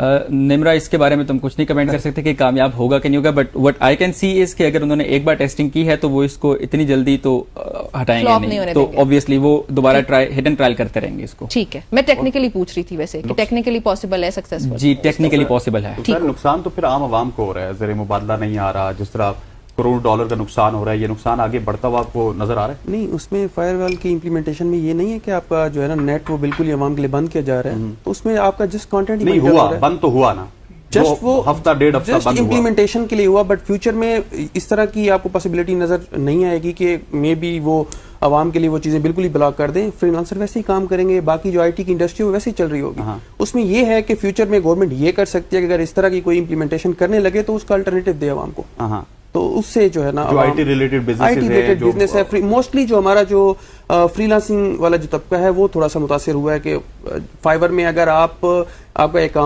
अकाउंट है और आप उसको रन कर रहे हैं और उस पर आप ऑनलाइन शो नहीं हो रहे तो आप उस पर वर्किंग कर ही नहीं सकते। फर्दर आपने रिस्पांस देना है अपने क्लाइंट को, आपने अपना डेटा शेयर करना है, फाइल शेयर करनी है, आप उस पर ऑनलाइन ही नहीं शो हो रहे, तो उस चीज से नुकसान हुआ है। कि ये भी हो सकता है कि जो फाइवर पे काम करने वाले या फ्रीलांसर्स है उनके लिए गवर्नमेंट अलग से जो है कोई सहूलत अलग से में भी उनकी इस तरह की कोई रजिस्ट्रेशन हो, अलग से उनका कोई इस तरह का सेटअप, व्हाट इफ अगर वो फ्रीलांसर्स पे प्रोपेगेंडा करना शुरू कर दें। हुकूमत तो ये कह रही है ना कि हम एंटायर स्टेट जो नैरेटिव आता है फाइवर वालों से तंग नहीं, लेकिन वो what if they start doing it. हम बेसिकली आजाद कौम है, हमें जब भी कोई इस तरह की इम्प्लीमेंटेशन की जाती है ना तो हमें बड़ी तंगी महसूस होती है। तो स्टार्ट से इस तरह से अगर चीजें इंप्लीमेंट होती तो मे भी हमें ये चीज फील ना होती, बट कोई नई चीज हमारे ऊपर इंप्लीमेंट की जाती है तो वो हमें बड़ी ही डिफिकल्ट लगती है। आगे जाके आदत हो जाती है, पेट्रोल महंगा होता है तो हमें डिफिकल्ट लगता है। 2-4 दिन के लिए हमें जिस तरह अभी एक हाइप क्रिएट हो गई है, अभी फायरवॉल इंप्लीमेंट हो रही है, नेट कम हो रहा है और उसके आप एक वीक के बाद देखेंगे यही लोग होंगे अच्छा इट्स ओके हो गया तो वॉइस मैसेज नहीं सेंड हो रहा, टेक्स्ट करके भेज दो,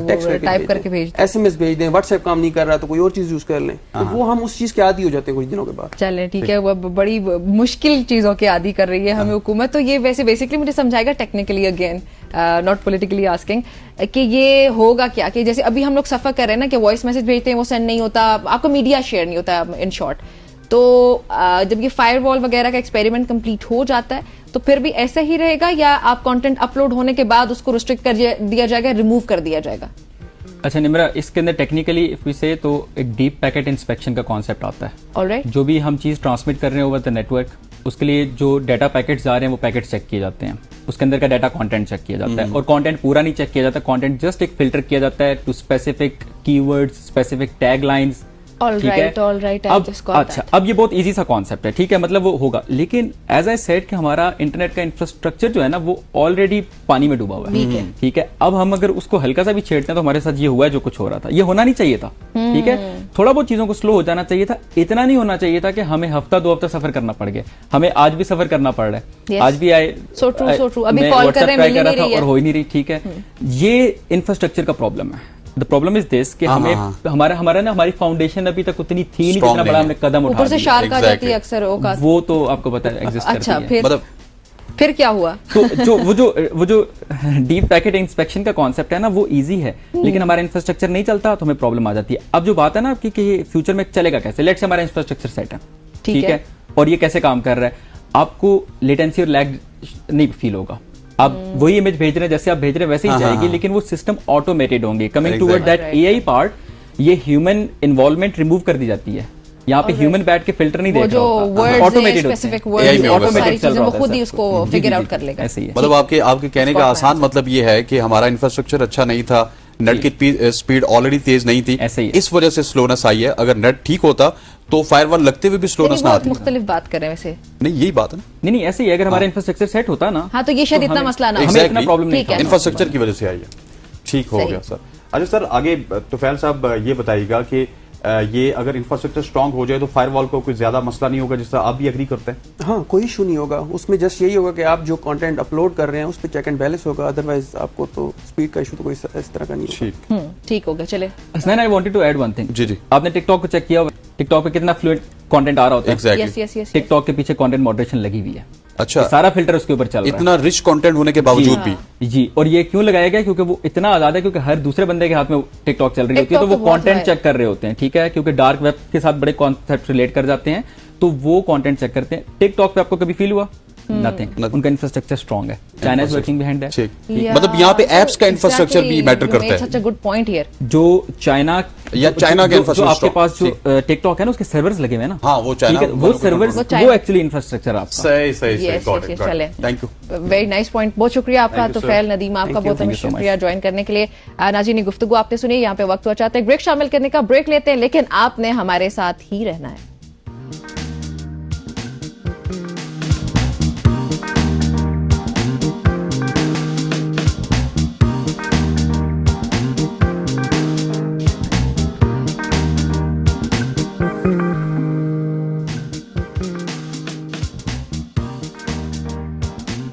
वेलकम बैक टू सुबह की सोच। अब हम बात करेंगे एक ऐसी बीमारी की जो कि पूरी दुनिया में भी लेकिन पाकिस्तान में भी सर चढ़ के बोल रही है, जिसके हवाले से हमने निमरा इससे पहले भी बात की थी। मंकी पॉक्स के हवाले से अब एयरपोर्ट पे भी इसकी स्क्रीनिंग का अमल शुरू हो चुका है। और इसके अलावा पाकिस्तान में अगर केपीके की बात की जाए, मर्दान में एक केस सामने आया है मंकी पॉक्स का, और ये बीमारी इस हद तक खतरनाक जरूर है कि ये एकदम से ट्रांसफर हो जाती है, and that is very dangerous. Nimra, बिल्कुल ऐसे ही है। और अभी कराची का रुख करते हैं, आबिदा खान हमारे साथ मौजूद है, उनसे पूछते हैं कि क्या हो रहा है एमपॉक्स के हवाले से।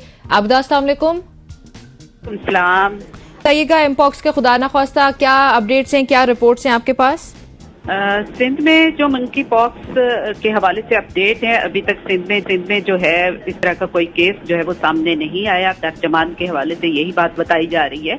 और सिंध में जो है इस वक्त मंकी पॉक्स से जो बचाव के इकदाम हैं वो कर लिए गए हैं। जो बड़े बड़े हॉस्पिटल्स हैं वहाँ पे उन्होंने इमरजेंसी सेंटर जो है, जैसे मरीज अगर इस तरह का कोई सामने आता है तो उसे करंटीना करने के लिए उसके सेंटर बना दिए गए हैं।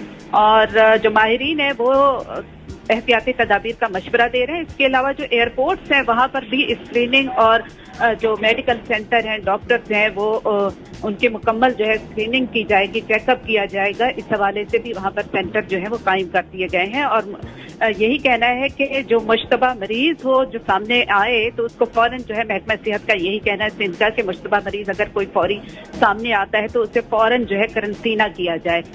इस तरह के इंतजामात जो है ना सिंध में कर लिए गए हैं। आपदा ये बताइएगा, ये जो क्वारंटीन की आप बात कर रही हैं, ये क्वारंटीन क्या उसी तरह होगा, इसकी कोई मियाद भी मुकर्रर की गई है, या फिर जब तक उस शख्स को मंकी पॉक्स खत्म नहीं होती है वो क्वारंटीन में ही रहेगा? सामने तो यही आ रहा है, माहिरीन भी यही कह रहे हैं। महकमा सेहत की जानिब से जो सेंटर कायम किए गए हैं हॉस्पिटल में, आबादी शहीद हॉस्पिटल में भी कायम किया गया है, इसके अलावा सिविल में भी, जिना में भी, क्योंकि ये बीमारी जो है जब एक मरीज को होती है तो दूसरे को जो है वो जल्दी लगने का खतरा होता है। तो यही माहिरीन यही कह रहे हैं कि इनको फौरन अलग कर दिया जाए और इनको बिल्कुल क्वारंटीन कर दिया जाए ताकि ये दूसरे में ना फैल सके। ठीक हो गया, दूसरे में ना फैल सके। एयरपोर्ट स्क्रीनिंग के अलावा कुछ के अलावा कुछ और कर रही है सिंध की गवर्नमेंट, स्पेशली अगर उसकी बात की जाए, क्योंकि हमने देखा था कोविड में भी सबसे एक्टिव हमें अगर नजर आए थे तो वो सीएम सिंध थे, जो कि कोविड के हवाले से सबसे पहले ही उन्होंने बंदिश का ऐलान किया था। जी बिल्कुल ऐसे ही है। वजीर आला सिंध मुराद अली शाह जो है इसमें एक्टिव नजर आ रहे हैं। जैसे अभी पोलियो मुहिम चल रही है तो उसमें भी खासे एक्टिव ही नजर आ रहे हैं। और इस हवाले से भी उन्होंने बड़ा इजलास भी बुलाया है और बहुत ही सख्ती से हिदायत की है कि इसका बहुत ही खास ख्याल रखा जाए। एयरपोर्ट्स पर भी और अस्पतालों में भी जो सेंटर है उन्होंने कायम कराए हैं। और वैक्सीन के हवाले से खबर सामने आई है कि वैक्सीन जो है इस हवाले से अभी तक जो है वो दस्तयाब नहीं है और जो एहतियाती तदाबीर है कम अज कम उनके ऊपर बहुत ज्यादा सख्ती से अमल करवाया जाए। चलें जी, बहुत शुक्रिया आपका आबिदा हमें ज्वाइन करने के लिए। नाज़रीन से कुछ सूरत हाल हमने आपके साथ शेयर की है और अल्लाह ना करे कि ये मजीद तेजी से फैले पाकिस्तान में भी। ऑल्दो गवर्नमेंट बहुत कुछ कर भी रही है और मजीद इकदाम भी किए जाने चाहिए। अच्छा, यहाँ पे शामिल करने लगे एक ब्रेक के बाद जब हम वापस आएंगे तो अजीम हनीफ शेख साहब हमारे साथ मौजूद होंगे। आप लोग कॉल कर सकते हैं, नंबर आप लोगों के लिए बताती चलो 051-890-1008, 051-2624-946, ये दोनों नंबर्स हैं। Once again I am going to say that 051-890-1008 और दूसरा नंबर हमारा है 051-2624-946। इन नंबर्स पे आप कॉल करके अपने सितारे से मुतालिक जो भी सवाल पूछना चाहते हैं आप ब्रेक के बाद पूछ सकते हैं।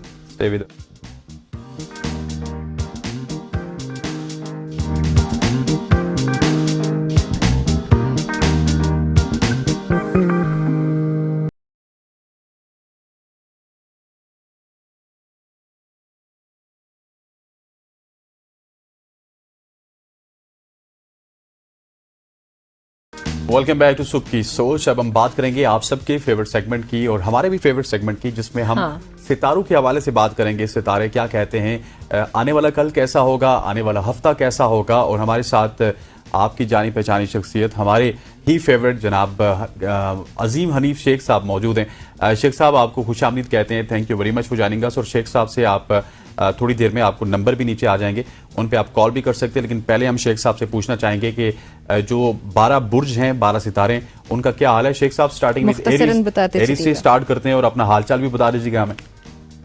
जी अस्सलाम वालेकुम, कैसे हैं? वालेकुम सलाम, हम ठीक हैं। अल्लाह का शुक्र। चले गुड, हम स्टार्ट कर लेते हैं। 12 ज़ोडिएक साइंस जो है उसमें एरीज से फौरन से स्टार्ट कर लेते हैं और रैपिडली ये सारी चीजें कवर करते हैं।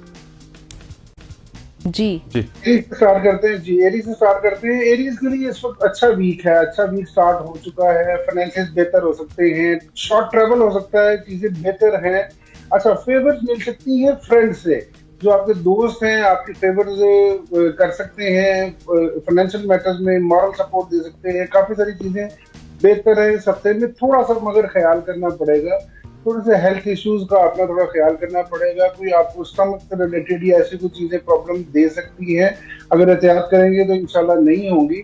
और जो जॉब कर रहे हैं उनको जॉब में अच्छी फेवर मिल सकती है, कुछ प्रमोशन टाइप हो सकता है या ऐसी कुछ चीज हो सकती है जहाँ पे आप चीजें, जिम्मेदारियां भी साथ बढ़ सकती है, लेकिन चीजें बेहतर हैं। एरीज के लिए ये वीक काफी प्रोडक्टिव, बेहतर है, फेवरेबल।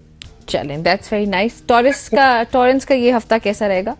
जी, टॉरस के बारे में आ जाते हैं कि टॉरस को इस वक्त अगर कोई प्रॉपर्टी परचेज करना चाह रहे थे उसमें फेवर्स मिल सकती हैं, अच्छी चीज मिल सकती है। कोई एसेट, खास तौर पे प्रॉपर्टी हो, एसेट हो, गाड़ी हो, कोई भी चीज हो, उसमें अगर परचेज करना चाह रहे हैं तो चीजें, प्रॉपर्टी तो खरीद लेंगे, पैसे कहाँ से आएंगे हमारे पास? पैसे होंगे तो पैसे लेंगे ना। अच्छा, उसमें एसेट ये भी आ जाता है कि प्रॉपर्टी हो या एसेट हो, गाड़ी हो, कोई चीज चेंज करना चाह रहे हो तो वो ये फेवर्स वाला महीना है, मंथ है। इसमें अच्छी प्रोडक्टिव फेवर मिल सकती है, पैसे आ सकते हैं। खासतौर पे जो बच्चे पढ़ रहे हैं, जिनकी स्टडीज चल रही हैं, उनकी एजुकेशन बेहतर हो सकती है या नए इंस्टीट्यूट में जा सकते हैं जहां वो चाह रहे थे, वहां पे उनके एडमिशन हो सकते हैं। ये सारी चीजें इस वक्त टॉरियंस के लिए बेहतर है। और थर्ड एक एस्पेक्ट आ जाता है जिनकी शादियां नहीं हो रही थी या रिश्ते नहीं आ रहे थे, इस हफ्ते में शादियां भी हो सकती हैं। शादियों से मुराद है कि इस हफ्ते में अच्छे प्रपोजल भी आ सकते हैं। तो ये बड़ा फेवर्स वाला अच्छा वीक है, तो इस पर थोड़ा सा फोकस करना चाहिए। ठीक हो गया सर। जेमिनाइज का बड़े डिटेल में बताइएगा। जी, जेमिनाइज का पूरा प्रोग्राम कर लेते हैं आज। जेमिनाइज जो मुनासिब है जेमिनाइज जो है उनको सडन ट्रेवल करना पड़ेगा 1 या 2 दिन का फॉरेन से। और लेकिन ये सडन ट्रेवल कहाँ होगा, ये क्योंकि डोमेस्टिक ट्रेवल है ऑब्वियसली। अच्छा, ये आपने क्या बोला, कौन सा ट्रेवल? डोमेस्टिक। अच्छा, डोमेस्टिक ट्रेवल कर सकते हैं। डोमेस्टिक ट्रेवल ही ऑब्वियसली होगा, शॉर्ट ट्रेवल उसी को कह सकते हैं आप। और है कि 2 चीजें बड़ी इंपॉर्टेंट है। अगर आपको कुछ डॉक्यूमेंट्स का प्रॉब्लम आ रहा था पिछले दिनों में जेमिनाइज को, तो कुछ डॉक्यूमेंट चाहिए या कोई ऐसी चीज चाहिए, बहुत सारे जेमिनाइज जिनको कुछ डिग्रीज चाहिए या कुछ ट्रैवल रिलेटेड डॉक्यूमेंट चाहिए, वो इस हफ्ते में आपको मिलने के चांसेस है। किसी भी किस्म का डॉक्यूमेंटेशन से रिलेटेड जो भी काम है वो इस हफ्ते में इंशाल्लाह ताला हो जाएगा। थोड़ा सा हेल्थ का इश्यूज है, कोशिश कीजिए कट वूंड, चोट छोटी मोटी ना लगे, एहतियात से काम करें। सीढ़ी वीढ़ी से जब चल रहे हैं, चलने में एहतियात करें। या कोई ऐसी चीज हो, जल्दी मत करें। स्लिपरी का दिन है, बारिशों के दिन है, थोड़ा सा एहतियात करें। छोटी मोटी चोट लग सकती है, उसमें एहतियात करेंगे तो इंशाल्लाह नहीं लगेगी। सदका अपना जरूर दीजिएगा मंगल का रोज, कल मंगल आ रहा है, गोश्त का सदका जरूर दीजिए। ठीक हो गया सर। थोड़ा सा कैंसेरियन की तरफ चलते हैं। जी, कैंसेरियन को बता दूं कि कैंसेरियन को इस वक्त बहुत ज्यादा ये वीक थोड़ा केयरफुल रहने की जरूरत है, क्योंकि यहाँ पे 2-3 चीजें जॉब जा सकती है आपकी। अगर आप अपने हायर ऑफिसर्स के साथ कोई पंगा शंगा लेंगे या कोई ऐसी लड़ाई झगड़े का मूड बनाएंगे तो आपकी जॉब जा सकती है। आपको फाइनेंशियल लॉसेज हो सकते हैं। जो जॉब बिजनेस कर रहे हैं उनको कोई भी ऐसी चीज सेलिंग परचेजिंग में एहतियात करनी पड़ेगी। इस वीक में लॉस हो सकता है, हेल्थ आपकी खराब हो सकती है। बड़ा केयरफुल रहने का वीक है ये। सिर्फ एक ही चीज से बच सकते हैं कि अपने सदकात मंगल और जुमेरात के रोज सदकात दीजिए अपने, उससे आप बच सकते हैं। बाकी और अगर आप समझें कि आप बड़े न्यूट्रल हैं, बड़े अच्छी तरीके से चल रहे हैं और बड़े होशियार हैं, तो होशियारी काम नहीं आएगी। मुझे लग रहा है कि ये वीक जो है आपके लिए थोड़ा सा स्ट्रेसफुल है, इसलिए इस वीक में हर एस्पेक्ट में हेल्थ में, जॉब में, एजुकेशन में, बिजनेस में, सारी चीजों में एहतियात से चलना पड़ेगा। कान लपेट के अपना टाइम गुजारें, अदरवाइज आपको नुकसान होने के चांसेस। ठीक हो गया। लियोस की तरफ आते हैं। लियोस का ये हफ्ता कैसा रहेगा जी अजीम साहब? जी, लियोस को मैं बारे में बता देता हूँ। लियोस काफी अच्छे से इंतजार कर रहे थे, आउट ऑफ कंट्री पे कोई फेवर्स नहीं मिल रही थी। 2-3 किस्म की फेवर्स मिल सकती हैं कि लियोस जो ट्रैवल करना चाह रहे थे उनके भी डॉक्यूमेंट्स के रिलेटेड जो इश्यूज थे वो क्लियर हो सकते हैं, वो उस पर फेवर्स मिल सकती हैं। आउट ऑफ कंट्री से फाइनेंशियल सपोर्ट मिल सकती है, फ्रेंड से, फैमिली से इस हफ्ते में पैसे आ सकते हैं। कोई बहन भाई, अजीज भाई रहे, दोस्त भाई रहे, वो आपको फाइनेंशियल सपोर्ट कर सकते हैं, पैसे वैसे दे सकते हैं, चीजें बेहतर हो सकती है। और ये एक हफ्ता जो है इनकी बाकी सारी चीजों में हेल्थ इश्यूज कोई नहीं है। एजुकेशन से रिलेटेड अगर जिन्होंने अप्लाई किया हुआ था बाहर दूसरे मुल्कों में पढ़ाई के लिए, किसी कॉलेज यूनिवर्सिटी से इनको रिस्पॉन्स आ सकता है, फेवर मिल सकती है। अच्छा बेहतर वीक है ये वाला। ठीक हो गया सर। विर्गोस की जानिब चलते हैं। जी, विर्गो को बता देता हूँ कि विर्गो इस वक्त जो है वो चेंज ऑफ प्लेस पे बिल्कुल तुले बैठे हैं। न्यू जॉब करना चाह रहे हैं, चेंज ऑफ प्लेस करना चाह रहे हैं। जो बिजनेस कर रहे हैं वो अपना बिजनेस चेंज करना चाह रहे हैं। लेकिन मेरा मशवरा ये है कि देखें, बिल्कुल देखें, यहाँ पे अगर आपको इसी जगह पे जहाँ पे आप हैं यहाँ पे अगर फेवर मिलती है, प्रमोशन होती है, पैकेज बढ़ जाता है तो ठीक है। अदरवाइज अगर आपको जो दूसरी जगह है जहाँ पर आप जाना चाह रहे हैं वो इससे बहुत बेहतर है इस जगह से, तो फिर आपको जाना चाहिए। अदरवाइज मेरा नहीं ख्याल कि आपको अभी चेंज करना चाहिए, अभी ये वीक देखना चाहिए। लेकिन प्रोडक्टिव वीक है ये वाला, अच्छा हफ्ता है, इसमें चीजें बेहतर हो सकती हैं और न्यू जॉब पे आप जा भी सकते हैं। अगर आप पिछली जॉब से नाखुश हैं तो फिर आपको न्यू जॉब में जरूर जाना चाहिए। ये वीक एक अच्छा वीक है। हेल्थ के कोई इश्यूज ऐसे नजर नहीं आ रहे। फैमिली लाइफ में थोड़ी सी प्रॉब्लम्स आ सकती हैं, थोड़ा सा स्ट्रेस कम लीजिए, चीजों को ओवर थिंक करना बंद कीजिए, चीजें ठीक हो जाएंगी, चीजें आपकी फेवर्स में है और जब चीजें फेवर्स में हो तो उसका फायदा उठाना चाहिए। ठीक हो गया। लिब्रास का कैसा रहेगा ये हफ्ता अजीम साहब? जी, लिब्रा के बारे में बता देता हूँ कि लिब्रल्स को भी इस वक्त ना थोड़ा कॉशियस रहना, थोड़ी अपनी हेल्थ इश्यूज में, थोड़े अपने सिबलिंग की मामलात में, बहन भाइयों के साथ प्रॉब्लम आ सकती हैं, चीजें खराब हो सकती हैं। चीजें यहाँ पे खराब नहीं करनी। खासतौर आप जो ना लिबरल बहुत ज्यादा फैंटेसाइज करते हैं चीजों को और खुद से क्रिएट करके उसका सवाल भी खुद करते हैं, जवाब भी खुद उसका बना लेते हैं। ऐसा कोई भी चीज नहीं करनी। आपके साथ जो चीजें चल रही हैं, जो मैटर चल रहे हैं, उसमें बहुत ज्यादा केयरफुल रहने की जरूरत है। आपको मैनेज करनी पड़ेंगी अपनी फैमिली की चीजें, अपने सिबलिंग्स की चीजें, अपनी बाकी सारी चीजें। अपनी जॉब में आपको केयरफुल रहना पड़ेगा। चीजें आपकी फेवर्स में इस हफ्ते में नहीं है, जैसे कंसल्टेंट के लिए नहीं है, आपके लिए भी फेवर्स में नहीं है। तो इसलिए जितनी एहतियात हो सकती है वो उतनी बरतें और चीजें जब ठीक हो जाएंगी, बेहतर हो जाएंगी, वहां जाके नेक्स्ट वीक में बताएंगे, फिर वहां जाके चीजें बेहतर होंगी तो उसको अवेल कीजिएगा। ठीक हो गया सर। स्कॉर्पियो। जी, स्कॉर्पियो के बारे में बड़ा इंपॉर्टेंट एक मेरे पास आ रहा है एस्पेक्ट कि खास तौर पे स्कॉर्पियो को अपनी पेरेंट्स की हेल्थ का बहुत सारा ख्याल करना चाहिए। अपनी पेरेंट्स का ख्याल करें। ओवरऑल स्कॉर्पियो को अपनी पेरेंट्स की हेल्थ का ख्याल करना पड़ेगा और पेरेंट्स के साथ साथ अपनी मैरिटल लाइफ में भी अपनी फैमिली का, अपने हस्बैंड का, अपनी वाइफ का ख्याल करना पड़ेगा। बच्चों की सेहत पे, हेल्थ इश्यूज पे एक्सपेंसेस हो सकते हैं, ये चीजें हो सकती हैं। खुदा ना खास्ता कोई इतना कोई बहुत बड़ा इशू नहीं है, लेकिन इस वीक में फैमिली लाइफ के हेल्थ इश्यूज पे एक्सपेंसेस हो सकते हैं। जॉब में जो है, जो जॉब कर रहे हैं वो जॉब ना चेंज कर रहे हैं ना कुछ कर रहे हैं। ये वीक एक न्यूट्रल वीक है, लेकिन अखराजात भी हो रहे हैं, पैसे आ भी जाएंगे लेकिन अखराजात भी होंगे, इसलिए अखराजात पे थोड़ा सा कंट्रोल रखिए। सही। नेक्स्ट स्टार की तरफ बढ़ते हैं जी। ये सजिटेरियस को फेवर मिल सकते हैं, सडन गेन्स हो सकते हैं इस टाइम पे। ये वीक जैसे बोनस मिल जाता है, अचानक से कंपनी ने अप्लाई कर दिया, आपको अनाउंस कर दिया कि आपको बोनस मिल रहा है। फाइनेंशियल गेन्स इस हफ्ते में हो सकते हैं। ये हफ्ता अच्छा है आपके लिए। और दूसरा ये है कि जो शॉर्ट ट्रैवल करना चाह रहे हैं काम के मकसद से, उनका ट्रैवल हो सकता है। जिस काम के लिए वो जा रहे हैं वो काम भी बेहतर होगा, इनको उस काम में फेवर मिल जाएगी, चीजें काफी सारी बेहतर है। यानी कि ये वीक एक बड़ा अच्छा प्रोडक्टिव वीक है। पैसे भी आएंगे, ट्रैवल भी होगा, हेल्थ इश्यूज भी कोई नहीं है। एजुकेशन जिनकी बच्चों की चल रही है वो होगी। अच्छा, दूसरा एक बात, जिनकी शादियां नहीं हो रही थी, शादियां बाकियों की हमने डिस्कस नहीं की, वो वहां पे कोई ऐसा एस्पेक्ट बन नहीं रहा था। सजिटेरियस जिनकी शादियां नहीं हो रही थी, जिनकी शादी के दिन नजदीक है, कोई मंगनी हो रही है, कोई ऐसी हो रही है, मुझे लग रहा है कि ये वीक जो है वो कोई डेट डिसाइड होने के वीक है कि डेट डिसाइड हो सकती है, इस हफ्ते में गेट टुगेदर हो सकती है और उसमें कोई ऐसी चीजें अच्छी पॉजिटिव न्यूज मिल सकती है इंशाल्लाह। ठीक हो गया। कैप्रिकॉन सर जी, कैप्रिकॉन चेंज ऑफ प्लेस का प्लान कर रहे हैं और बिल्कुल तुले बैठे जैसे कहते हैं ना। और चेंज ऑफ प्लेस मेरा ये मशवरा है कि अभी ना करें। जिस जॉब पे जहाँ पे आप हैं, ये शॉर्ट ट्रैवल करना चाह रहे हैं या ओवरसीज ट्रैवल करना चाह रहे हैं, मेरा नहीं ख्याल कि ये वीक आपको कोई भी ऐसा बड़ा डिसीजन अपनी लाइफ में लेना चाहिए। ओवरसीज ट्रैवल या शॉर्ट ट्रैवल, डोमेस्टिक ट्रैवल, इसको बिल्कुल नहीं करना मेरा मशवरा है। करने के चांसेस नहीं बन रहे और आप ना करें तो ज्यादा बेहतर है। तो बिल्कुल जबरदस्ती अपने आप को ट्रैवल ना करवाएं। दोस्त वगैरह या कोई ऐसी चीज बनेगी कि जाना चाहिए, करना चाहिए, लेकिन मेरा नहीं ख्याल कि इस वीक में आपको ट्रैवल करना चाहिए। तो आपके अखराजात ज्यादा होंगे और अगर आप ट्रैवल करेंगे या ऐसा कुछ बनने का सीन हो जाता है तो मुझे ये लग रहा है कि एस्पेक्ट ऐसे बन रहे हैं कि आपका कुछ नुकसान हो सकता है। को आपको इंजरी हो सकती है, कोई लगेज आपका, कोई और चीज, गाड़ी का नुकसान। इसलिए कोशिश कीजिए इस हफ्ते में कोई ट्रैवल या ऐसी कोई चीज या कोई ऐसा काम ना करें, जॉब चेंज ना करें, चेंज ऑफ प्लेस ना करें, घर चेंज ना करें, ऐसा कोई काम ना करें। चीजें काफी बेटर हो जाएंगी आगे नेक्स्ट वीक में जाकर। चलें जी, एक्वेरियंस की तरफ आ जाते हैं।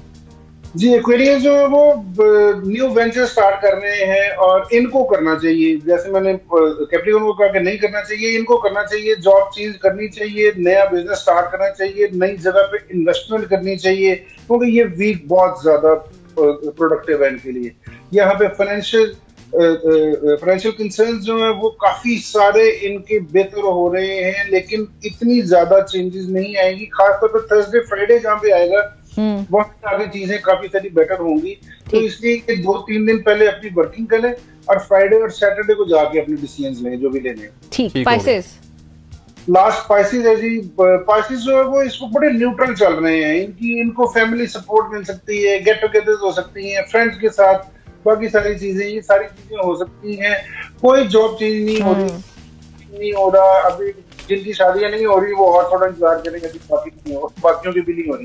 चलें जी, करें तो चीजें बेहतर होंगी नेक्स्ट वीक में जाकर। चलें जी, ठीक हो गया। अच्छा, अब कॉल्स लेने का सिलसिला भी स्टार्ट करते हैं। सबसे पहले कॉलर है हमारे पास मोहम्मद हसन रहीम यार खान से। Hasan, welcome to the show. अपनी डेट ऑफ बर्थ के साथ अपना सवाल पूछिएगा और टीवी का वॉल्यूम आपको बंद करना पड़ेगा। मेरी डेट ऑफ बर्थ है। हेलो जी जी, आवाज आ रही है भाई? जी सब आ रहा है सर, बोलिए। हाँ सर, मेरी डेट ऑफ बर्थ है 5/6/2006। 5/6/2006। और सवाल पूछ लें जल्दी से। हाँ, मेरी सर ये इमरान खान के बारे में कोई पूछना है कि इमरान खान साहब की रिहाई कब तक मुमकिन होगी? चले जी, बहुत शुक्रिया। आपकी डेट से पता लगाएंगे कि इमरान खान कब रिहा हो रहे। बहुत शुक्रिया आपका हसन। हमारे अजीम, इनकी डेट ऑफ बर्थ जवाब दीजिए, इमरान खान कब रिलीज हो जाएंगे भाई, वो कब बाहर आएंगे? अच्छा, इनकी डेट ऑफ बर्थ से ये बता देते हैं कि इमरान खान बहुत सारे हैं पाकिस्तान में, किस वक्त इमरान खान हाँ, इनकी डेट ऑफ बर्थ से ये पूछ लेते हैं। चले जी, इमरान खान की बात कर रहे हैं कि ये बानी पीटीआई की बात कर रहे हैं। खैर, बानी की डेट ऑफ बर्थ से ऐसा कुछ पता नहीं लग रहा, लेकिन ओवरऑल जो है वो अभी फेवर्स जो है वो लिबरल्स को नहीं मिलने वाली। थोड़ा सा टाइम वेट करना पड़ेगा, क्योंकि बानी पीटीआई जो है वो लिबरा है बाय बर्थ, तो इसलिए अभी थोड़ी सी फेवर्स का वेट करना पड़ेगा 1 महीना। तो फिर उसके बाद जाके जैसे ही आपका अक्टूबर और नवंबर आएगा वहां जाके फेवर्स मिलेगी। ठीक। इनकी डेट ऑफ बर्थ से हमने अंदाजा लगाया है।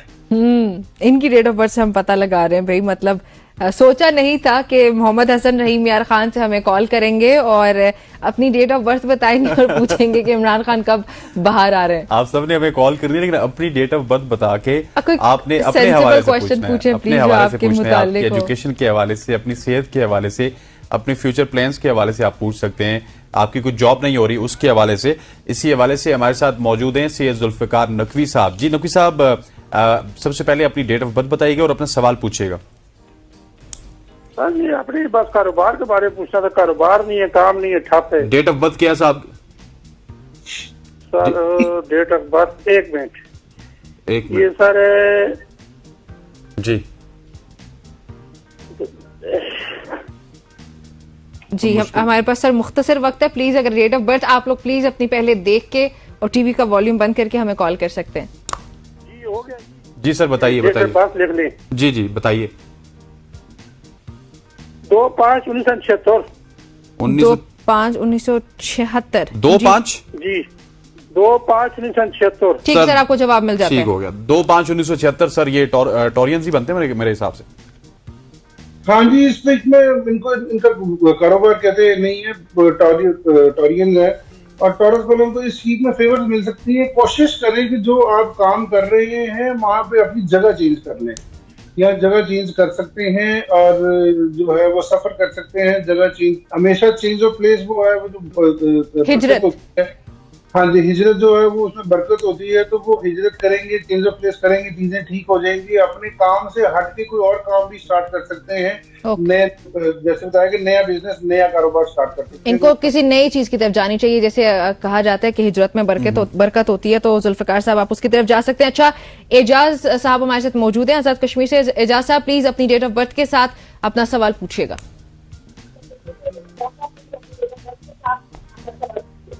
अस्सलाम वालेकुम। जी वालेकुम सलाम। टीवी का वॉल्यूम बंद करके अपना सवाल पूछ लें प्लीज।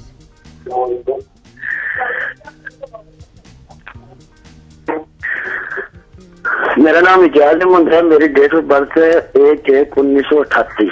ठीक हो गया, सवाल पूछिएगा।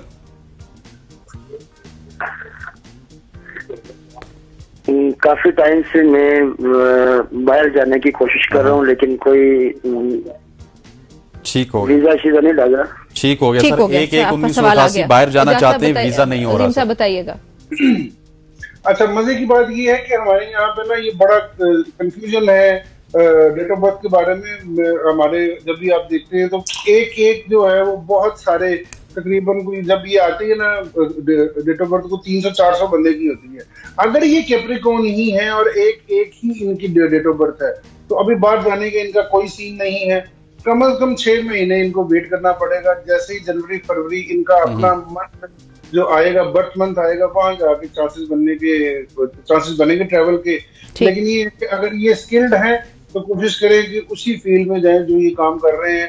लेकिन ये है कि फेवर्स मिल जाएंगी नेक्स्ट ईयर में जाके फर्स्ट पर। ठीक, before we take the next call, हम आपसे रिक्वेस्ट करते हैं नाजरीन इस वक्त यहाँ पे कि आप जब कॉल कर रहे हैं आपको बाद में रिकॉर्डिंग कहीं पे मिल जाएगी, लेकिन प्लीज वॉल्यूम बंद करके ही हमें कॉल कीजिएगा, क्योंकि वो हमारे लिए भी डिस्टर्बेंस है और आप लोगों के लिए खुद भी होगी। जी, अस्मा कराची से हमारे साथ मौजूद है। अस्मा पूछिएगा, सबसे पहले डेट ऑफ बर्थ बताइए और अपना सवाल पूछिए। अस्सलाम वालेकुम। वालेकुम सलाम। जी प्लीज। जी 22/2/1987। 22/2/1987। सवाल क्या है अस्मा? जी, सवाल ये है कि इनके लिए कौन सा कारोबार करना ठीक रहेगा और कुछ ऐसी पॉजिटिव चीजें या नेगेटिव चीजें जो इनके जायचे में नजर आ रही हैं वो काइंडली बता दीजिए। जी, ये आप हस्बैंड के हवाले से बात कर रही हैं अपने हवाले से? जी, younger brother. Younger brother. Younger brother. और ये डेट ऑफ बर्थ आपने उनकी बताई है? जी, ये उन्हीं की बताई है। जी अजीम साहब।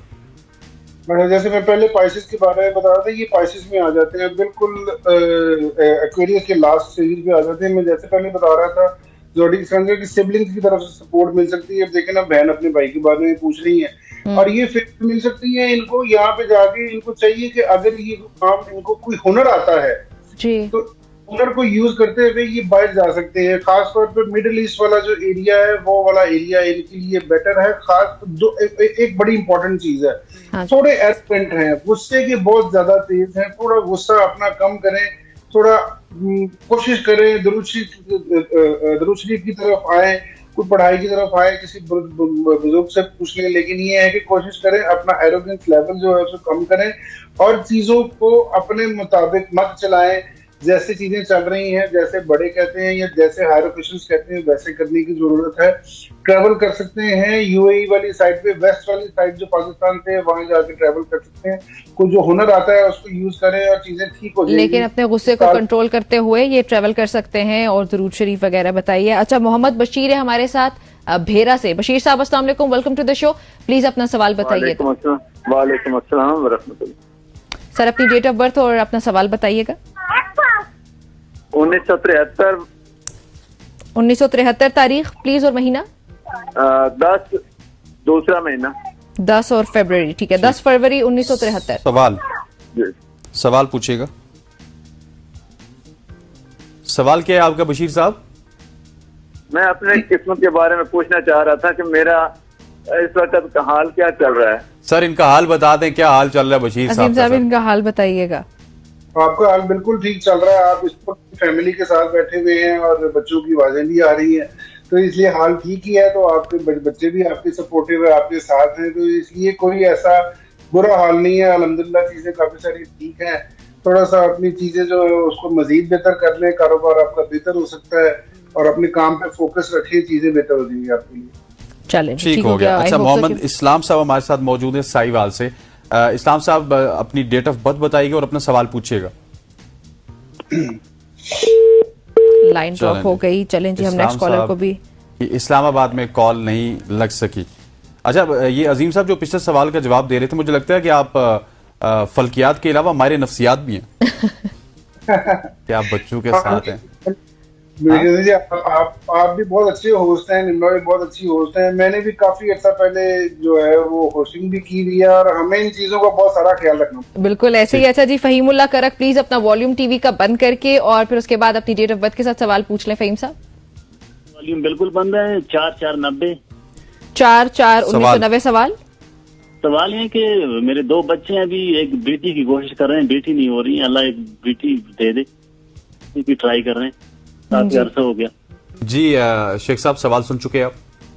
हाँ जी, एरीज हैं, अल्हम्दुलिल्लाह ब्लेस्ड हैं ऑलरेडी। अब बता दें कि 2 बेटे हैं और रहमत के इंतजार में है, और अल्लाह ताला बेहतर करें। नेक्स्ट साल में जाके, अगले साल में जाके जुपिटर की मूवमेंट जहाँ पे चेंज होगी, वहां जाके चीजें बेटर होंगी। अगला साल जो है वो इंशाल्लाह ताला आपको रहमत अल्लाह की तरफ से मिलने के बहुत सारे चांसेस हैं। चलें जी, अल्लाह ताला आपको बेटी भी अता करे फहीम साहब। अल्लाह करेगा, अल्लाह करेगा। अल्लाह कुरान में कहता है, मैं जिसे चाहता हूँ बेटे देता हूँ, जिसे चाहता हूँ बेटियां देता हूँ, हाँ जी, जिसे चाहता हूँ दोनों ही देता हूँ, और जिसे चाहता हूँ कुछ भी नहीं देता।